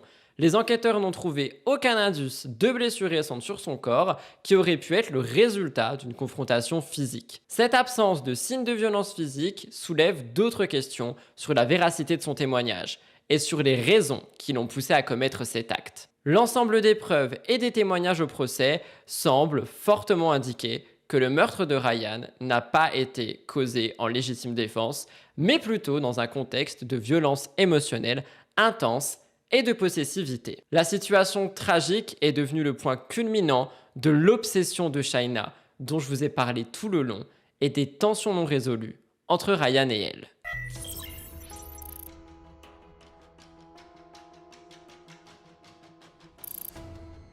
Les voisins qui vivaient dans le condo situé directement sous celui de Ryan ont joué un rôle clé dans l'enquête.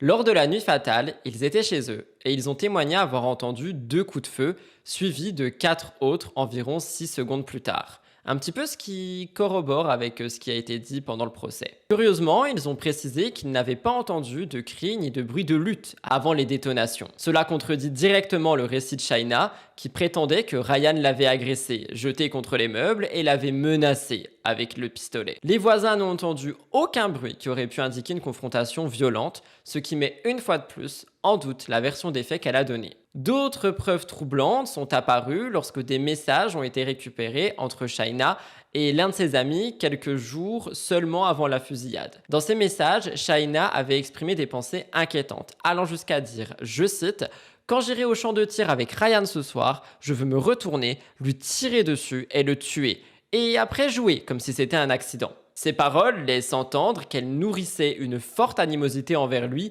bien avant la fusillade, suggérant qu'elle l'avait prémédité et que cet acte était déjà dans ses pensées. D'autres messages échangés avec ses amis révèlent son mécontentement et son ressentiment grandissant avec des déclarations telles que « l'amour s'est transformé en haine » ou encore « je le déteste ». Ces messages, comme preuve accablante de son état d'esprit, montrent qu'elle n'était pas simplement une victime d'impulsions légitimes, mais qu'elle avait envisagé la violence bien avant l'incident. Malgré les preuves accablantes qui la relient au meurtre de Ryan, Shaina continue de nier avoir agi de manière préméditée. Cependant, le 15 avril 2015, après un procès où ces preuves ont été présentées au tribunal, un jury met Shaina Ebbers coupable du meurtre de Ryan Poston. Toutefois, cette condamnation ne marque pas du tout la fin de l'affaire. Quelques années plus tard, en août 2018, le verdict est remis en question après qu'il ait été découvert qu'un membre du jury avait un passé criminel, ce qui avait potentiellement affecté l'équité du procès. En raison de cette découverte, Shaina obtient un nouveau procès et ce développement relance l'affaire, prolonge ainsi le drame juridique autour de la mort tragique de Ryan Poston et oblige tous les proches à revenir au procès. Lors du nouveau procès, encore plus de preuves accablantes ont été présentées contre elle, ce qui renforce l'idée que le meurtre de Ryan n'est pas un acte de légitime défense, mais un crime prémédité. 3 femmes qui avaient partagé une cellule avec Shaina pendant la première incarcération ont témoigné de conversations qu'elles avaient eues avec elle. Et leurs témoignages, ils ont été considérables et ils ont affaibli la version qu'elle avait donnée. Donna Juley, l'une des détenues, a témoigné que Shaina lui avait dit qu'elle avait jeté des objets autour de l'appartement de Ryan avant la fusillade dans le but de donner l'impression qu'il l'avait agressé physiquement. Selon Donna, Shaina lui avait aussi avoué avoir tiré sur lui parce qu'il avait l'intention de la quitter pour le fameux rendez-vous avec l'autre femme. Ces témoignages suggèrent non seulement une préméditation, mais aussi un profond ressentiment de la part de Shaina envers lui, qui refusait de rester avec elle malgré ses tentatives pour contrôler sa vie. Pauline Evans, une autre détenue, a fourni un témoignage encore plus incriminant. Elle a d'abord raconté que Shaina lui avait dit que Ryan l'avait maltraité cette nuit-là. Mais après un certain temps, l'histoire de Shaina a changé. Elle explique qu'en réalité, c'était elle l'agresseur et qu'elle avait tiré sur Ryan après qu'il ait décidé de rompre. Selon Holly, Shaina a donné des détails précis sur les événements de cette nuit. Elle aurait expliqué que Ryan, pour éviter une confrontation, s'était bel et bien enfermé dans la salle de bain.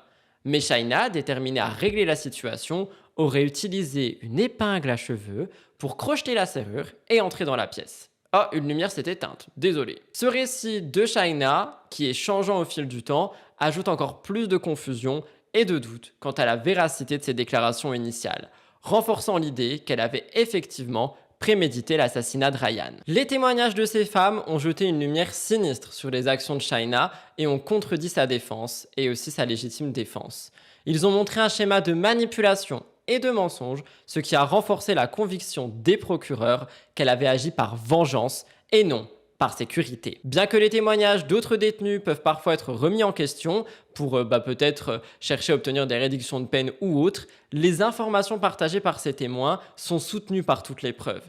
L'historique de recherche de Shaina révèle même qu'elle avait effectivement cherché, la nuit du meurtre, comment déverrouiller une porte avec une épingle à cheveux. Shaina explique plus tard que cette recherche avait été effectuée dans l'intention d'entrer dans la chambre de Ryan pour récupérer son sac, mais évidemment, les explications étaient peu convaincantes. De plus, les témoignages, ils ont révélé un côté bien plus calculateur et manipulateur. Holly, l'une des détenues, a raconté comment Shaina se comportait de manière étrange et contradictoire. Par exemple, alors qu'elle était en prison et qu'elle pleurait au téléphone avec sa famille, elle souriait et faisait des clins d'œil aux autres détenus. Ce qui laisse sous-entendre qu'elle est capable de manipuler ses émotions et d'adopter des comportements exagérés pour susciter la sympathie. Cette capacité à jouer avec ses émotions a été confirmée par quelqu'un d'autre, une autre détenue, Cicely Miller, qui a raconté que Shaina riait en parlant du meurtre de Ryan et même qu'elle avait admis savoir que Ryan allait avoir le fameux rendez-vous avec la Miss Ohio. Elle a également révélé que Shaina lui avait confié qu'elle avait tué Ryan après qu'il lui ait dit qu'il voulait rompre. Tous ces témoignages, combinés aux preuves, ont renforcé l'idée que le meurtre était bel et bien pensé, prémédité et que c'était de la vengeance. Lors du nouveau procès, les jurys ont pris en compte tous ces éléments et le verdict a été prononcé. Shaina Ebbers a été reconnue coupable du meurtre de Ryan une nouvelle fois. Elle est condamnée à la prison à vie, une sentence qui marque la fin d'un long processus judiciaire, mais qui ne suffit pas à effacer le choc et la douleur laissée par cette tragédie.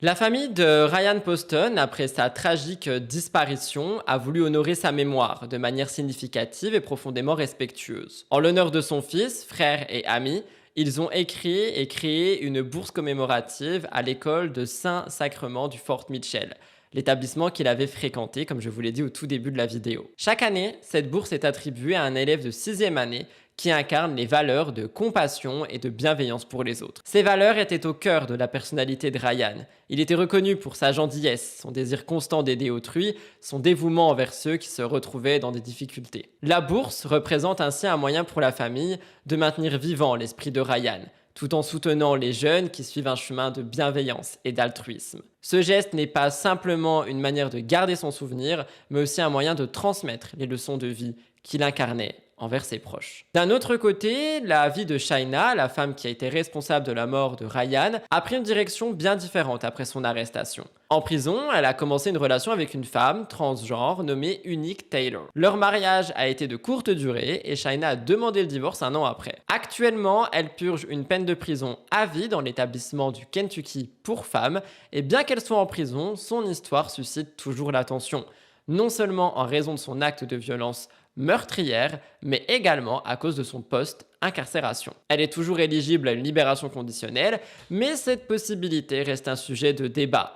En attendant, elle semble vivre une vie de détention marquée par de nouvelles relations et ses révélations troublantes par rapport aux questions des responsabilités. L'affaire de Ryan et Shaina soulève une question, celle des hommes victimes de violences domestiques. Le discours médiatique se concentre principalement sur les femmes, mais les statistiques révèlent une réalité assez différente et bien plus complexe. Selon les chiffres, environ 14% des hommes ont été des victimes de violences domestiques, ce qui reste un pourcentage significatif, même s'il est ignoré. L'une des raisons majeures de cette négligence réside dans le fait que les hommes sont moins enclins à signaler les abus à cause des stéréotypes. Le phénomène est exacerbé par la tendance de la société à ne pas reconnaître les abus non physiques, tels que la manipulation émotionnelle, le harcèlement ou alors le contrôle psychologique. Les victimes, souvent, ne savent pas comment mettre des mots sur ce qu'elles vivent, ou hésitent à en parler.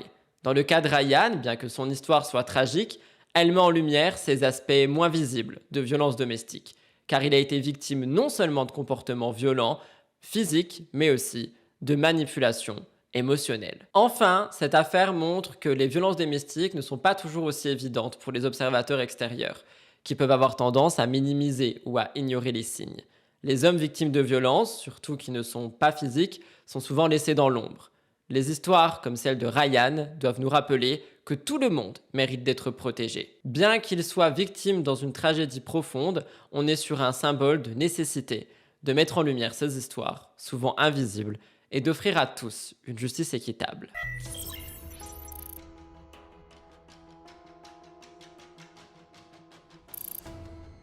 L'histoire de Ryan Poston est un douloureux rappel de la manière dont les apparences peuvent être trompeuses et de la tragédie qui peut naître de la manipulation et des émotions incontrôlées. Ce n'était pas seulement la fin d'une vie pleine de promesses, mais aussi celle d'un homme qui, malgré son succès, a été victime d'un abus qu'il n'a jamais pu fuir. Ses proches, ses amis et la société entière ont perdu quelqu'un qui, sans doute, aurait pu changer le monde autour de lui. À travers cette vidéo, un événement ressort. La violence n'a pas de visage.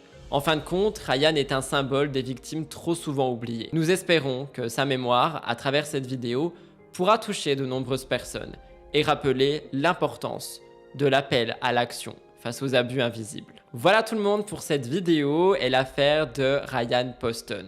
J'espère sincèrement que cette vidéo a pu vous intéresser et vous intriguer. Comme vous le voyez, j'essaye vraiment de faire de plus en plus des formats longs, donc j'espère que ceux-ci sont intéressants pour vous et que je m'améliore dans ma manière de raconter. N'oubliez pas de liker si vous souhaitez nous soutenir, vraiment les likes ça aide énormément à faire remonter les vidéos sur YouTube, à commenter pour l'algorithme également et à vous abonner si c'est toujours pas fait. On arrive doucement mais sûrement aux 56 000 abonnés, donc n'hésitez pas. En ce qui me concerne, je vous souhaite un très bon week-end et je vous retrouve dans quelques jours pour une nouvelle histoire horrifique.